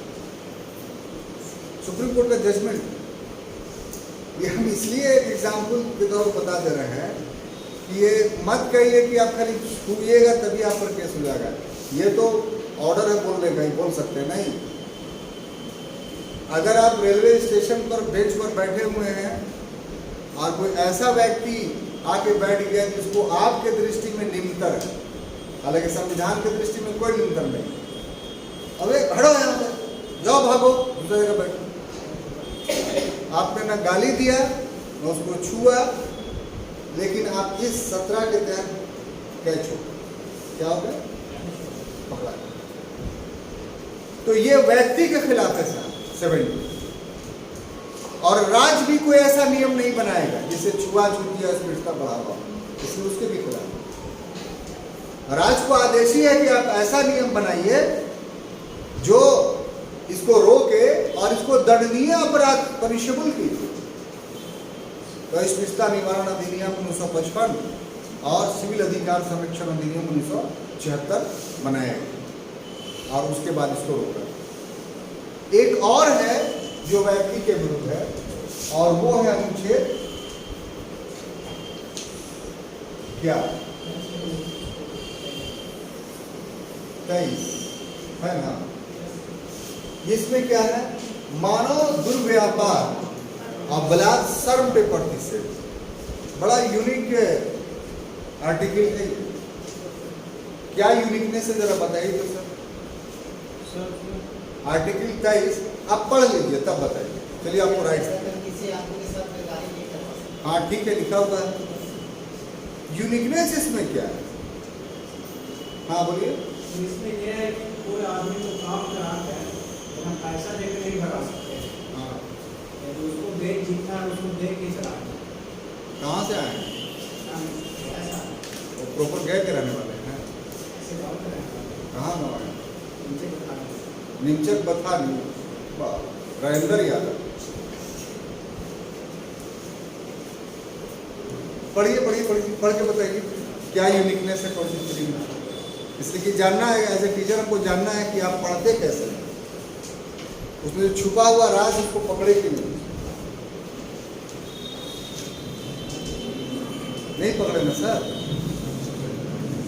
ये कह रहा है कि स्टेट कोई ऐसा लॉ नहीं बनाएगा जिसके थ्रू कोई बंदा फोर्स लेबर की तरफ जाए या फिर बेगर की तरफ जाए। माने आपको यही यूनिकनेस नजर आया। आप दूसरा कि स्टेट को ऐसा लॉ नहीं बनाएगा जिससे डिस्क्रिमिनेट को क्या बोलते हैं ये माने आपको यही ना, आप लाइए किताब लाइए ना, आप ही का पढ़ा हुआ फिर पढ़ के देखिए कैसे किताब पढ़ा जाता है ना, जरा देखिए। हम इस पर बहस करना चाहते हैं। चलिए पढ़ने से पहले बता देते हैं कि ये 23 आपको बेकार बलात्सर्म से रोकता है। 23 पूरा पूरा व्यक्ति के खिलाफ है और राज्य को परमिट करता है कि आप बेगार ले सकते हैं। सीना लिखल है, कैसे पढ़ा हूं, इसीलिए दी है। चलिए इंग्लिश मेरी थोड़ी कमजोर है लेकिन पढ़ा देते हैं इंग्लिश में। Nothing in this article shall prevent the state from imposing compulsory service for public purposes. अब हिंदी में सुन लें कि इस अनुच्छेद की कोई बात राज्य को सार्वजनिक प्रयोजनों के लिए अनिवार्य सेवा अधिरोपित करने से निवारित नहीं करेगी। ऐसी सेवा अधिरोपित करने में राज्य केवल धर्म, मूल वर्ग, जाति या वर्ग या इनमें से किसी के आधार पर विभेद नहीं करेगा। तो राज्य को बेगार का परमिशन दे रहा है कि नहीं? तो आप ऐसे पढ़िए जैसे हम बता रहे हैं, ऊंचा नीचा रहो कि जैसा कहता ऐसा दिखाई, और ऊंचा ना हो कि बाप भी लड़का दिखाई दे, और चश्मा पहन को रात को सोते हैं इसलिए कि चश्मे बगैर ख्वाब में धुंधला दिखाई दे। तो ये विचारधारा के समर्थक हम नहीं हैं।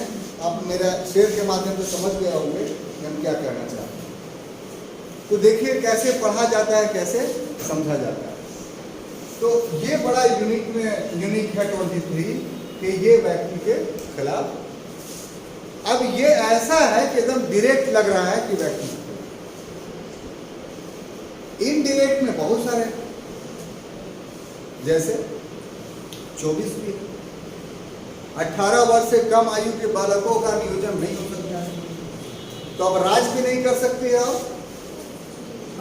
पब्लिक भी नहीं कर सकते हैं, तो उसको भी शामिल कर लेते हैं। लेकिन एक राइटर है, हम क्यों 3 ही पर अटक रहे हैं इसके पीछे कारण बता रहे हैं कि कुछ राइटर्स हैं जो इंडियन कॉन्स्टिट्यूशन के मालिक माने जाते हैं।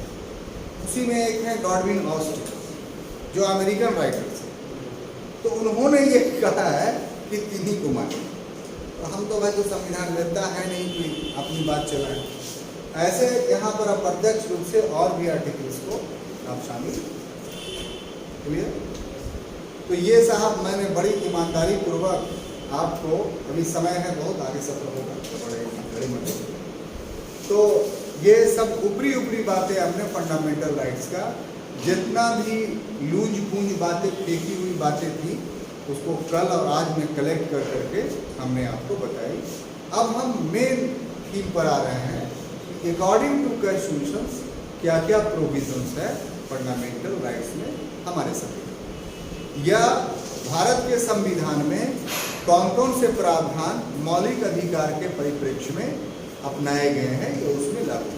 ठीक है, तो उसमें सबसे पहले हम अनुच्छेदवार चलते तो ज़्यादा बेहतर होगा, है ना।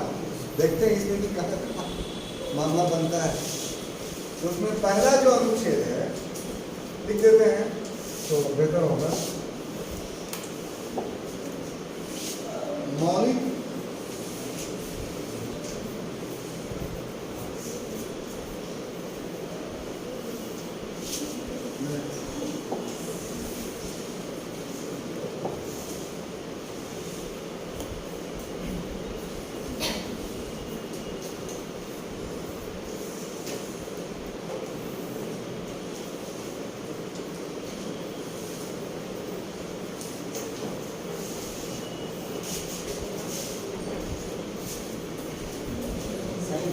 ठीक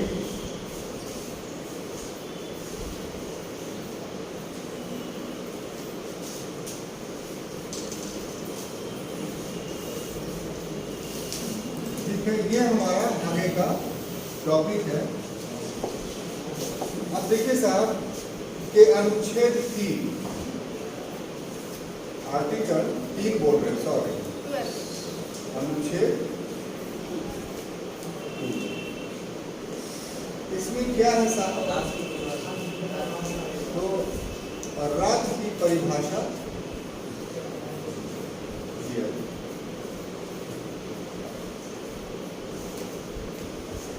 यहाँ पर राज्य की परिभाषा बताने से पहले ये जरूरी है कि राज्य की परिभाषा क्यों दिया गया, क्या जरूरत है।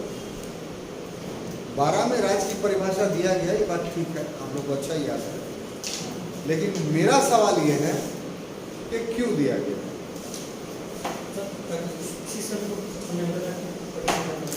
है?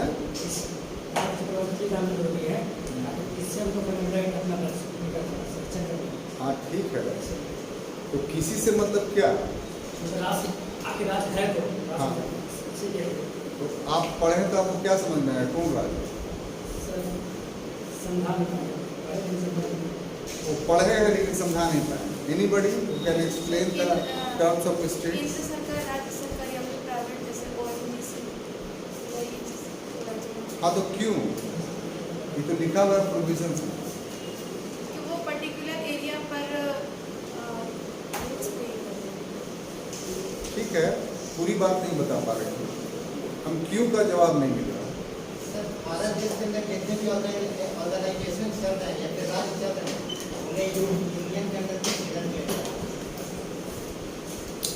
वाई क्यों का जवाब ये है कि भारत एक बहुत बड़ा देश है, 32,87,000 के लगभग वर्ग किलोमीटर में ये फैला हुआ है। तो आपका फंडामेंटल राइट्स, आप बंगलौर में घूम रहे हैं और रास्ते में एक पुलिस कांस्टेबल ने आपके फंडामेंटल राइट्स का हनन कर दिया, तुम इस रोड पर नहीं चल सकते, you can not move on this road. आपके आर्टिकल 19 के तहत जो राइट है वो ये हो रहे हैं। तो ऐसे में आप किसको पकड़िएगा? सवाल पैदा होता है ना, चले जाइएगा मोदी जी के पास कि देखो तुम्हारा पुलिस जो है ये कर रहा है, नहीं ना। किसी स्कूल में गए एडमिशन लेने के लिए, आप अनुसूचित जाति और जनजाति के मेंबर हैं और आपको उस स्कूल में एडमिशन में रिजर्वेशन मिला हुआ है कि होना ही होना है, आपको कोई टेस्ट नहीं देना हो और प्रिंसिपल नहीं ले, तो आप चले जाइएगा नरेंद्र मोदी के पास, तो देखिए आपका हेडमास्टर नहीं लगा है। बात समझ रहे कि नहीं? तो कहने का मतलब ये है कि आपके अधिकार का हनन और राज्य का विभिन्न संगठन करता है, विभिन्न ऑर्गेनाइजेशन करता है, और राज्य जो भारत रूपी नक्शा है सिर्फ उसका नाम नहीं है।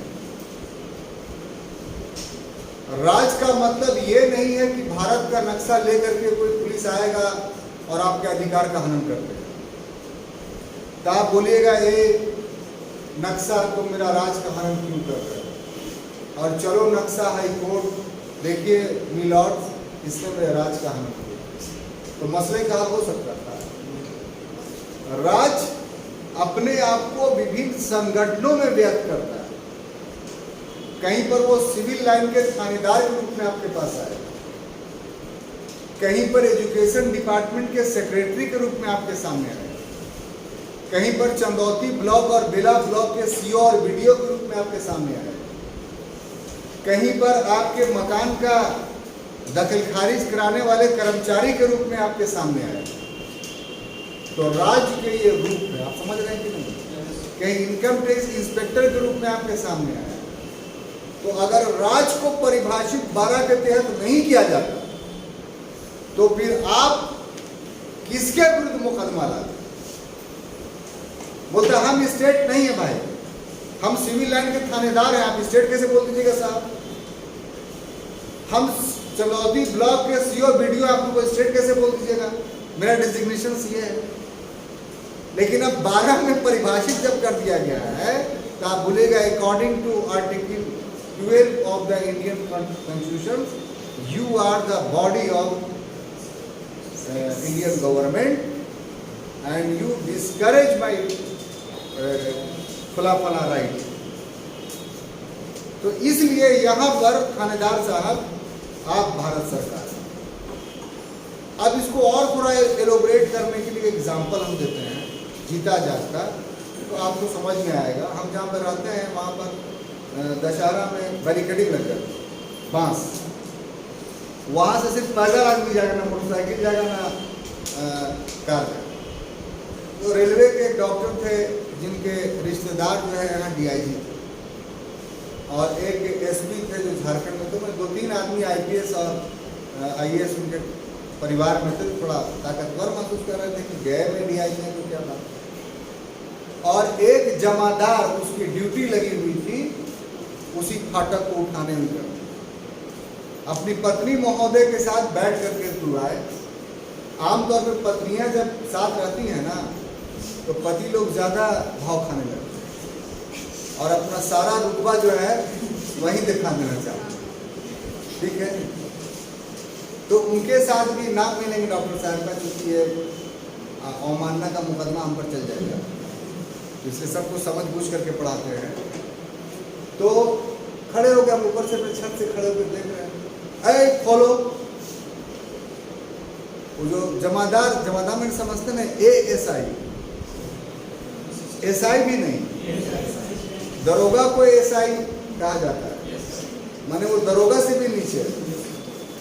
राजेंद्र प्रसाद की माँ के पास आदमी गया जब राष्ट्रपति वो बन गए, पूछे कि आपका बेटा बधाई हो तो राष्ट्रपति बन गए, वो दरोगों से बड़ा है। तो यहाँ पर इसलिए समझा दे रहे हैं कि समझ का अंतर ना हो जाए, मीनिंग्स ऑफ जमादार समझ जाइए। एएसआई, तो एएसआई नहीं खुलेगा। बड़ा डॉक्टर साहब तुम्हारा दिमाग ना खराब हो गया है, तुम किससे बात कर रहा है, ये सेंटेंस था डॉक्टर साहब। तो वो थोड़ा ऐसे कर करके क्या बोल रहे हैं, तो खोलिए इसको थोड़ा टाइट। नहीं खुलेगा, कौन है आप, बता दे, हम आपको औकात अभी, हम कौन हैं, हम बिहार सरकार हैं, यहाँ नीतीश के चलेगा और ना किसी के चलेगा। यहाँ पर आई एम स्टेट, उसका सेंटेंस था,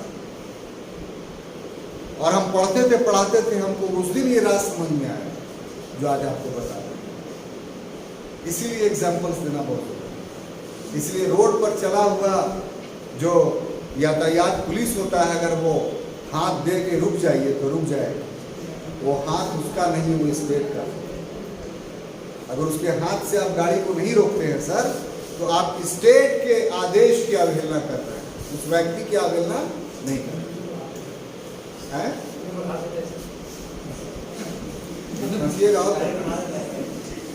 फंसिएगा, हम तो बताते रहे भाई क्या उसका प्रभाव है, क्या नहीं।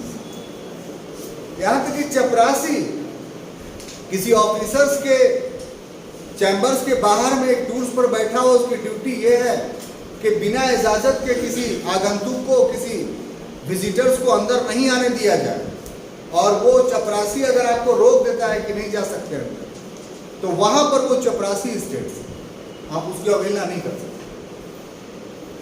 तो हम समझते हैं कि हम ये समझाने में सफल रहे कि what is state and why.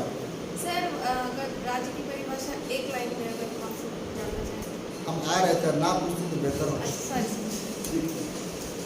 अब देखिए कि अब यहाँ राज की परिभाषा दे दी, तो राज क्या, पॉलिटिकल साइंस में सबसे अच्छा परिभाषा जिस व्यक्ति ने दिया है उनका नाम है गार्नर। गार्नर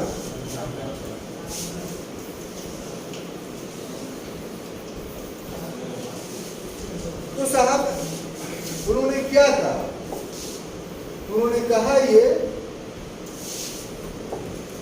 कि किसी निश्चित भूभाग पर कोई निश्चित जनसंख्या निवास करती हो और उसकी अपनी सरकार हो और ये सरकार संप्रभु हो, तो उसको स्टेट बोलते हैं। यानी गार्नर की परिभाषा में ये साबित हो गया कि स्टेट बनने के लिए 4 चीज चाहिए: populations, territory, government and sovereignty. तो ये तो पॉलिटिकल साइंस में राज्य की परिभाषा है। हमारे संविधान में राज्य की ये परिभाषा नहीं दी, क्योंकि उसको राज्य इंडिविजुअल दिखलाना था कि कौन है। सीओ साहब है, बीडीओ साहब है, सेक्रेटरी साहब है, तो इसलिए वो डिनोट किया। बात समझ में आ रही है कि नहीं आ रही? तो उसमें कहा इस राज्य की परिभाषा के अंतर्गत सबसे पहला जो बातें की गई वो ये साहब केंद्र सरकार, हम ठेठ भाषा में लिखते हैं ताकि आपको समझ में आए, प्लस संसद। दूसरा राज्य सरकार,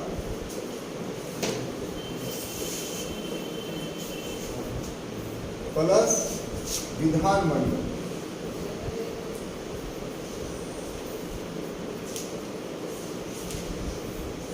तीसरा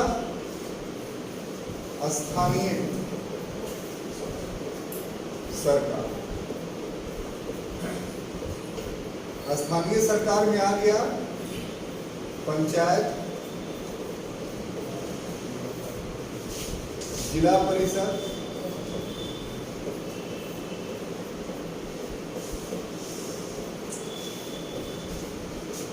नगर पालिका आदि, और भी बहुत सारे नाम हैं सबके अलग अलग, तो सभी के सभी इसमें शामिल। और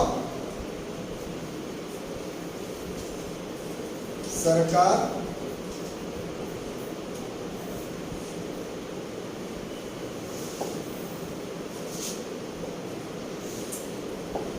द्वारा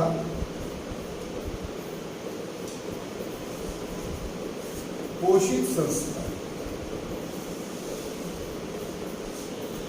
ठीक है, अब देखिए इसमें समझना कि आप गौर से देखिए तो दिल्ली से लेकर के पूरे नीचे तक हर जगह पर, ठीक है, किसको शामिल किया है? सिर्फ 2 को, कार्यपालिका को और व्यवस्थापिका, यही ना?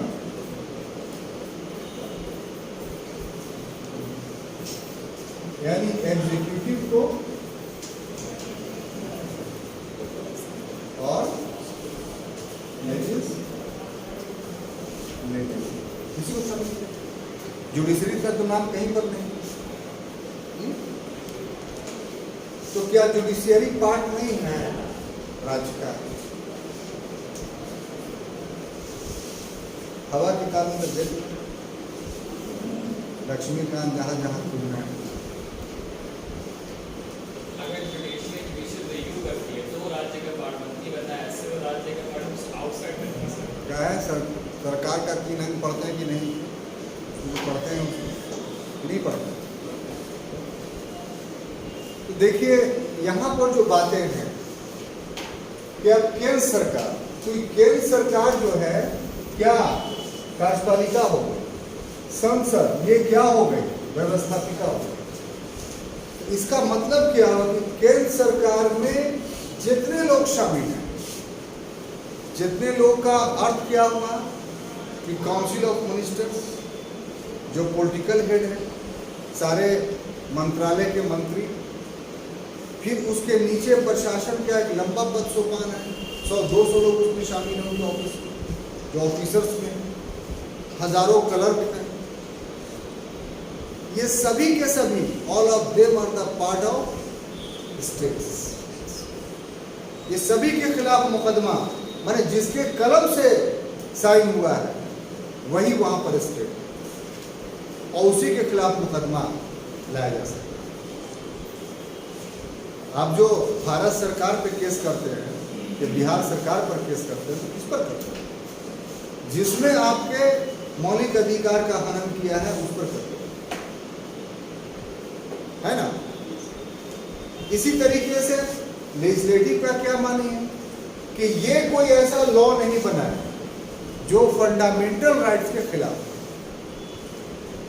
ये कोई ऐसा लॉ नहीं बना है जो फंडामेंटल राइट्स के खिलाफ। बात समझ आई?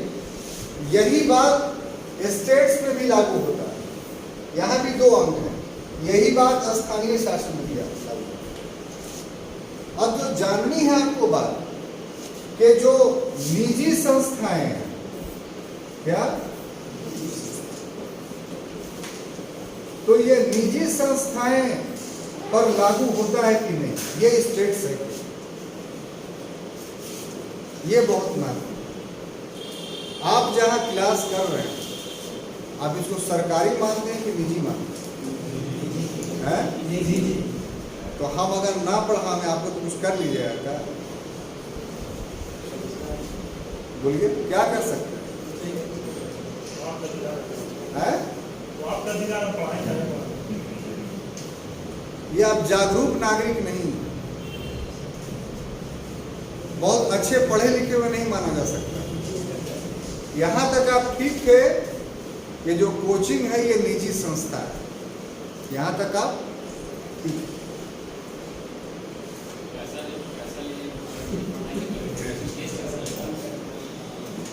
आ रहे हैं सर यहां तक, लेकिन यहां के बाद अब गलत हो गए। यहां के बाद गलत कैसे हुए कि आप पैसा नहीं देते हैं, लेकिन हमको तो पैसा मिलता है, पढ़ाते हैं हम तो फ्री में नहीं पढ़ाते हैं आप, तो हमको पैसा कौन देता है? तो हमको जो पैसा देता है वो गवर्नमेंट देता है। क्यों? क्योंकि माइनॉरिटी बच्चा को पढ़ाई है। गवर्नमेंट का एक ऑर्गेनाइजेशन है जिसका नाम है सुन्नी वक्फ बोर्ड कमेटी। तो सुन्नी वक्फ board committee is a organisation of government and सुन्नी वक्फ board has paid to me to teach the student of Muslim community.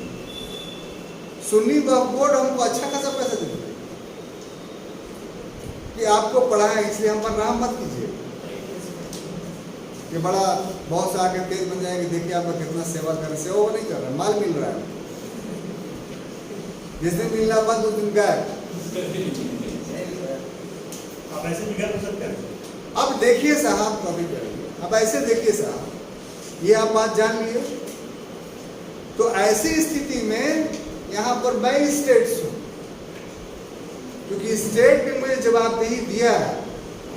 अगर आपका सिलेबस कंप्लीट नहीं करवाते हैं तो आप सीधा पटना हाई कोर्ट में जाकर मुकदमा ठोक सकते हैं।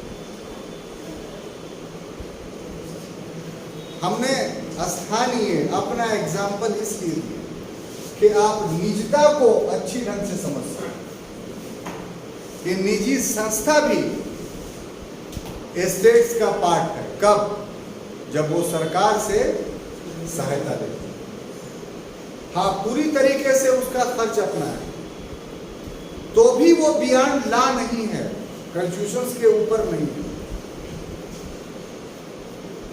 वहां पर भी अगर इनडायरेक्टली आपके फंडामेंटल राइट्स को वायलेट कर रही है तो भी वो राज्य के रूप में कंसीडर किया जाएगा।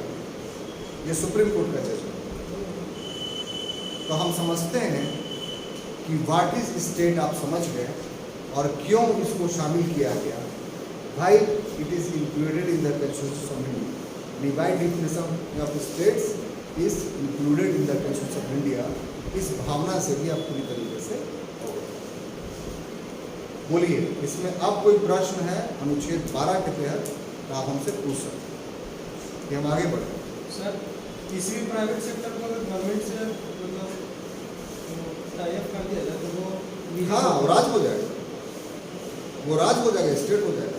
पढ़िए, उस पर बेयर बुक लिए हैं, उसको पढ़िए, उसको आपको समझ में आएगा। हम तो एलोबरेटर हैं, एलोबरेट करते हैं। कि पढ़ के भी आप ना समझें, तो उसको हम बताएं कि देखिए आप पढ़ रहे थे, इस लाइन को आप इग्नोर कर दिए। ये मेरी ड्यूटी। आपको सारी चीज़ उसमें मिलेगी। हम जो टॉपिक भी पढ़ाते हैं किसी को, उसका बेसिक बुक पहले हम देते हैं कि देखिए आप लोग को शुरू में लगा हुआ कि लगता है सर वो कमीशन वमीशन मिल रहा है इसीलिए ज़्यादा प्रेशर डाल रहे हैं कि अब एहसास होगा नहीं कमीशन वमीशन नहीं मिला आपको है? तो किसी को शक है? नहीं ना, आप खुद से जाके लिए और आ गया वो फ़ोन किया था, अगर और जो नहीं लिए लेना चाहते हैं तो जाके ले लीजिए, तो फिर ख़त्म हो गया। तो ये बात आगे बढ़े, बोलिए ना हाँ या नहीं। अब देखिए साहब, अगला है अनुच्छेद 13। क्या है? अनुच्छेद, इसमें क्या है कि इसमें जो प्रोविजन है वो ये कि मौलिक अधिकार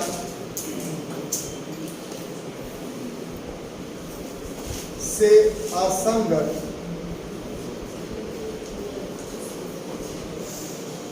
एवं अल्पीकरण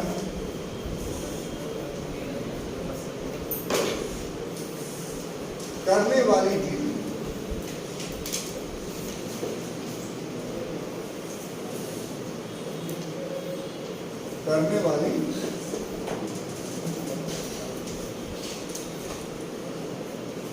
इस पर कभी गौर किए हैं? आर्टिकल 30 पर समझ में आया है कुछ आपको सर? है थोड़ा थोड़ा, कितना कितना समझे थोड़ा बताइए ताकि उसी हिसाब से हम समझें। बहुत टफ है सर, अगर इसको आप नहीं समझें तो फिर फंडामेंटल राइट्स ही नहीं समझें। इसलिए इसको बहुत आसान से आराम से समझना है और हम लोग के पास भरपूर समय है इसको समझाने का। तो चलिए बिना समय गंवाए हुए हम अपने टॉपिक पे आते हैं कि सबसे पहले इसका मतलब क्या है। मौलिक अधिकार से असंगत, असंगत का मतलब मेल ना खाने वाला, और अल्पीकरण यानी कम करने वाला विधियां का क्या असर होगा। शोले देखे हैं, तेरा क्या हाल होगा कालिया, तो सरकार मैंने आपका नमक खाया तो ले गोली भी खा।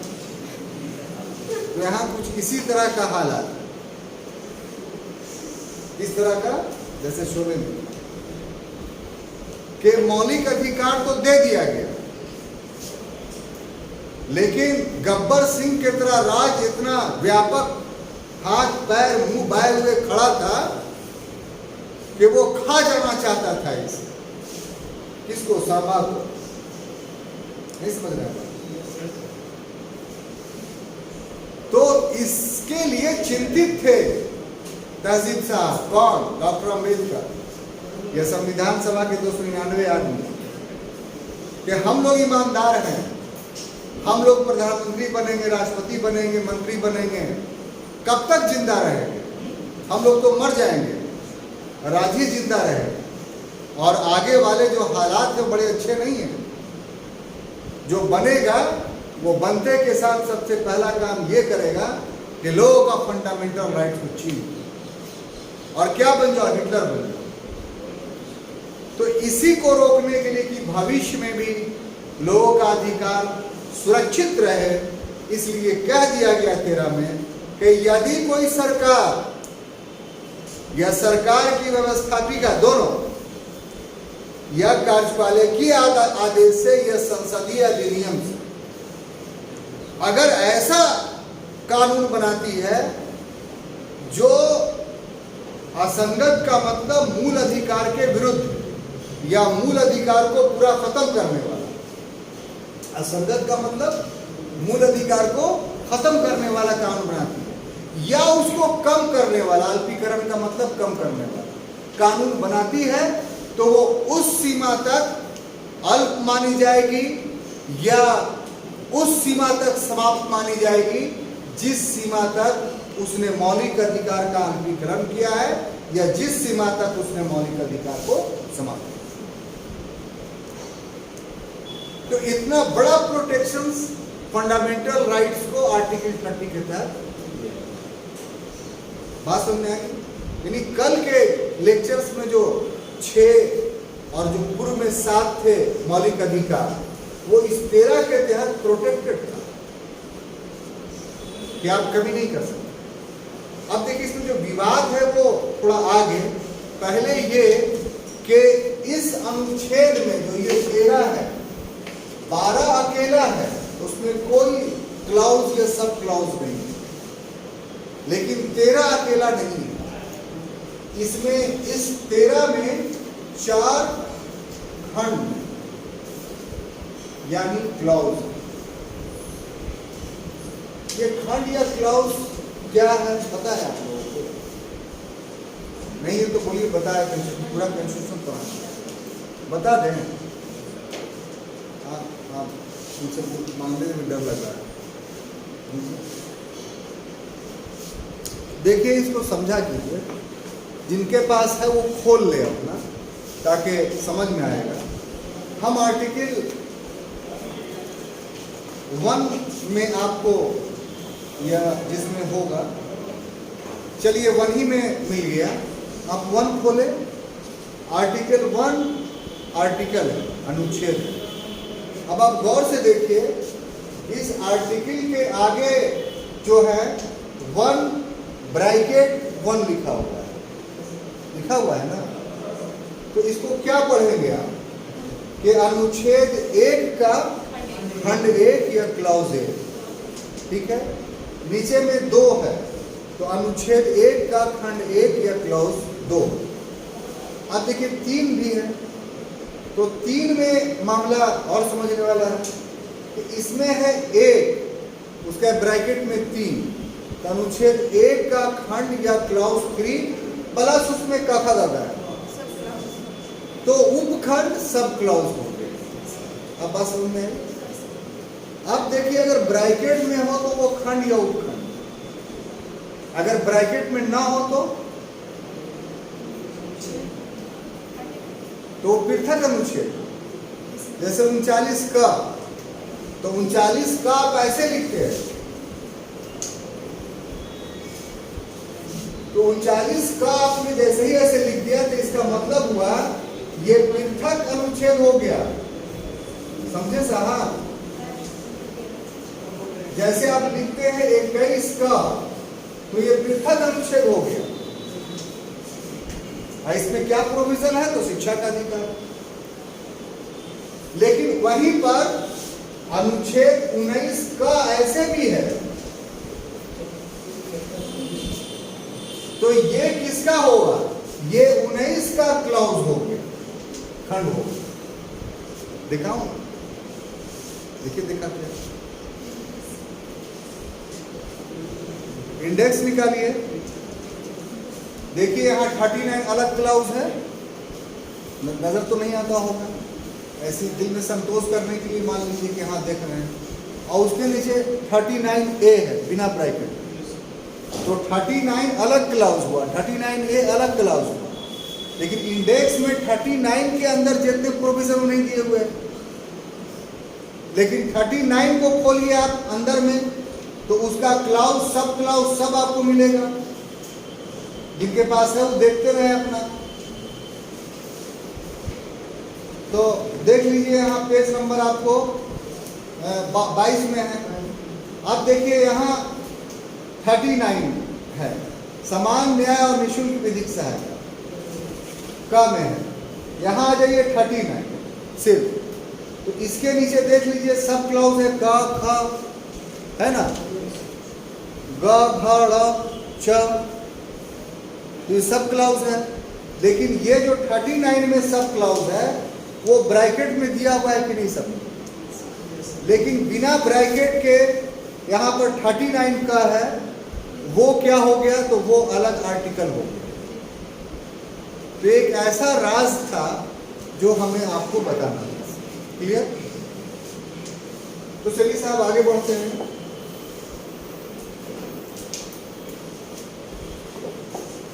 तो 4 खंड है, उसमें देख लीजिए कि 31 में क्या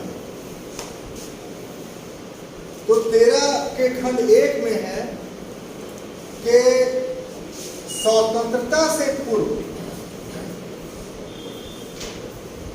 स्वतंत्रता से जो भी कानून प्रचलित है, ठीक है, यदि ये कानून मौलिक अधिकार का हनन करते हैं तो ऐसे कानून प्रतिबंधित हो। इस पर बैन लगा कैसे कि जितना वो कानून अभी के लागू मौलिक अधिकारों का हनन कर रहा है उतना, या अगर पूरे मौलिक अधिकार का समाप्त कर रहा है तो फिर वो कानून ही समाप्त माना जाए। दूसरे शब्दों में 13 का क्लाउज 1 ये कह रहा है कि फंडामेंटल राइट्स तो 26 जनवरी 1950 से लागू हुआ, लेकिन 26 जनवरी 1950 से पहले अंग्रेजों ने जितने भी कानून बनाए 1773 से, उसमें से बहुत सारे कानून आज तक प्रिवेल कर रहे हैं, पाए जा रहे हैं।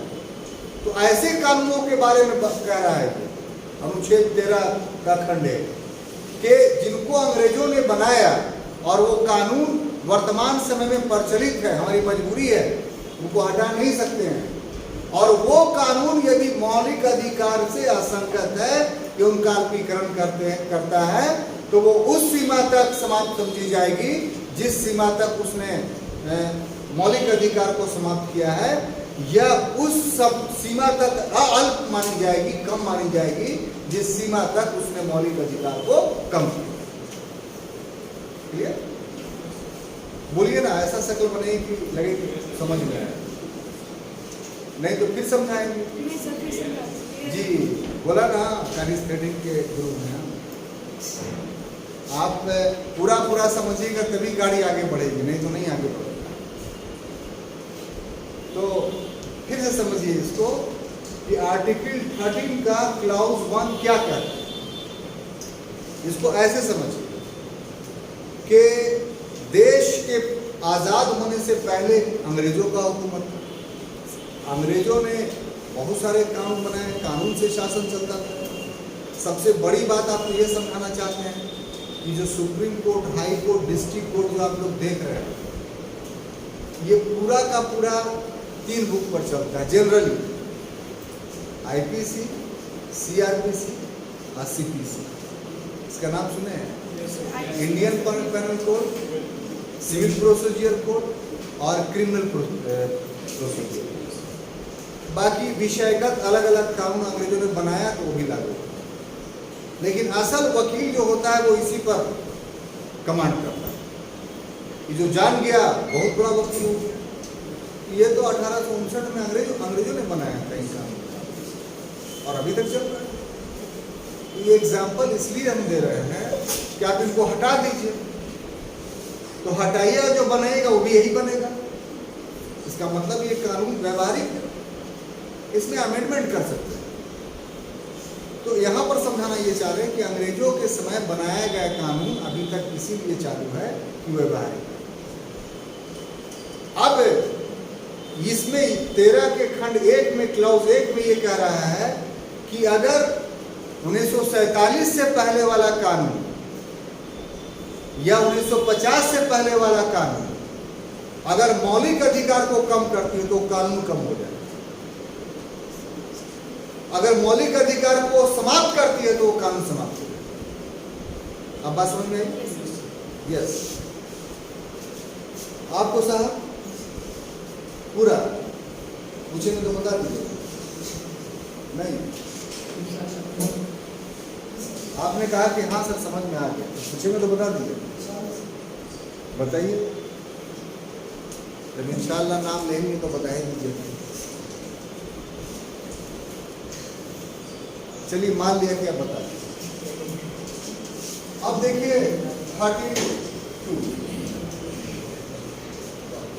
32 में क्या कहता है, तो स्पीड थोड़ा चल रहा है इसलिए इस समय 10 मिनट लगेगा। 32 में क्या कहता है कि साहब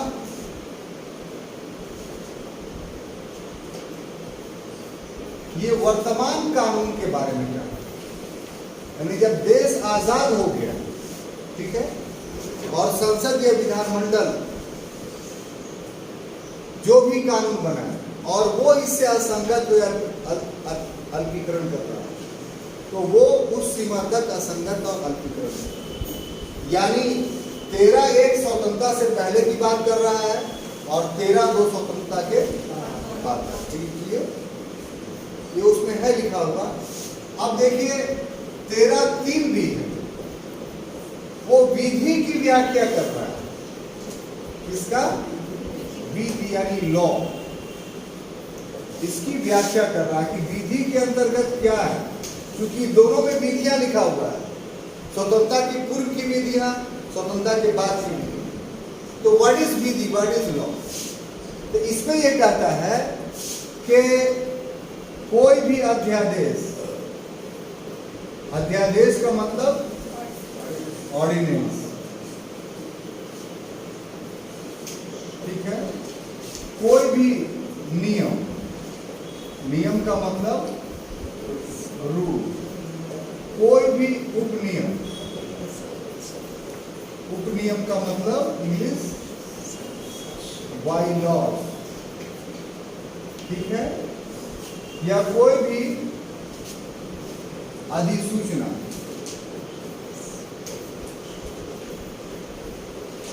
अधिसूचना का इंग्लिश नोटिफिकेशन, गुड।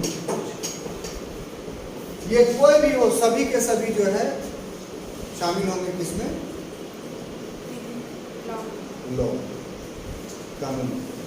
इतनी बात समझ में आएगी। अब देखिए साहब 13(4) भी है, तो मूल संविधान में नहीं था। जो जिस समय संविधान बना था 26 जनवरी को, उसमें खंड 3 ही थे। ये चौथा जो है वो जोड़ा गया है। कब? 24वें संशोधन 1971 के, उसके पहले नहीं थी। इसमें क्या जोड़ा गया है? इसमें जोड़ा गया है कि 368 13 पर प्रभावी है, ठीक है। 368 क्या है?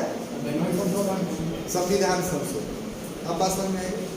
अब यहां से लंबा सफर चला, तो हम नहीं चाहते हैं कि बेईमानी के साथ पढ़ाई जाए। कोशिश किया कि हम अपने निर्धारित समय में उसको पूरा कर दें, लेकिन 5 मिनट में ये संभव नहीं है। तो अगले सप्ताह जब हम आएंगे तो आप याद दिलाएगा कि आपका ये चीज़ छुटा हुआ था। और इसी में शंकरी प्रसाद बनाम केरल राज्य और मिनर्वा मिल्स और गोलकनाथ और केशवानंद, ये सब मुकदमा आपको पढ़ना है। और जब तक इन मुकदमों के बारे में आप नहीं जानिएगा, तब तक आप अनुच्छेद 13 नहीं समझ पाएंगे। तो छात्रों, समयाभाव के कारण हम अनुच्छेद 13 को पूरा व्याख्यायित नहीं कर पाए। अगले क्लास में जब हम मिलेंगे तो इसका संपूर्ण व्याख्या करेंगे। तब तक के लिए धन्यवाद।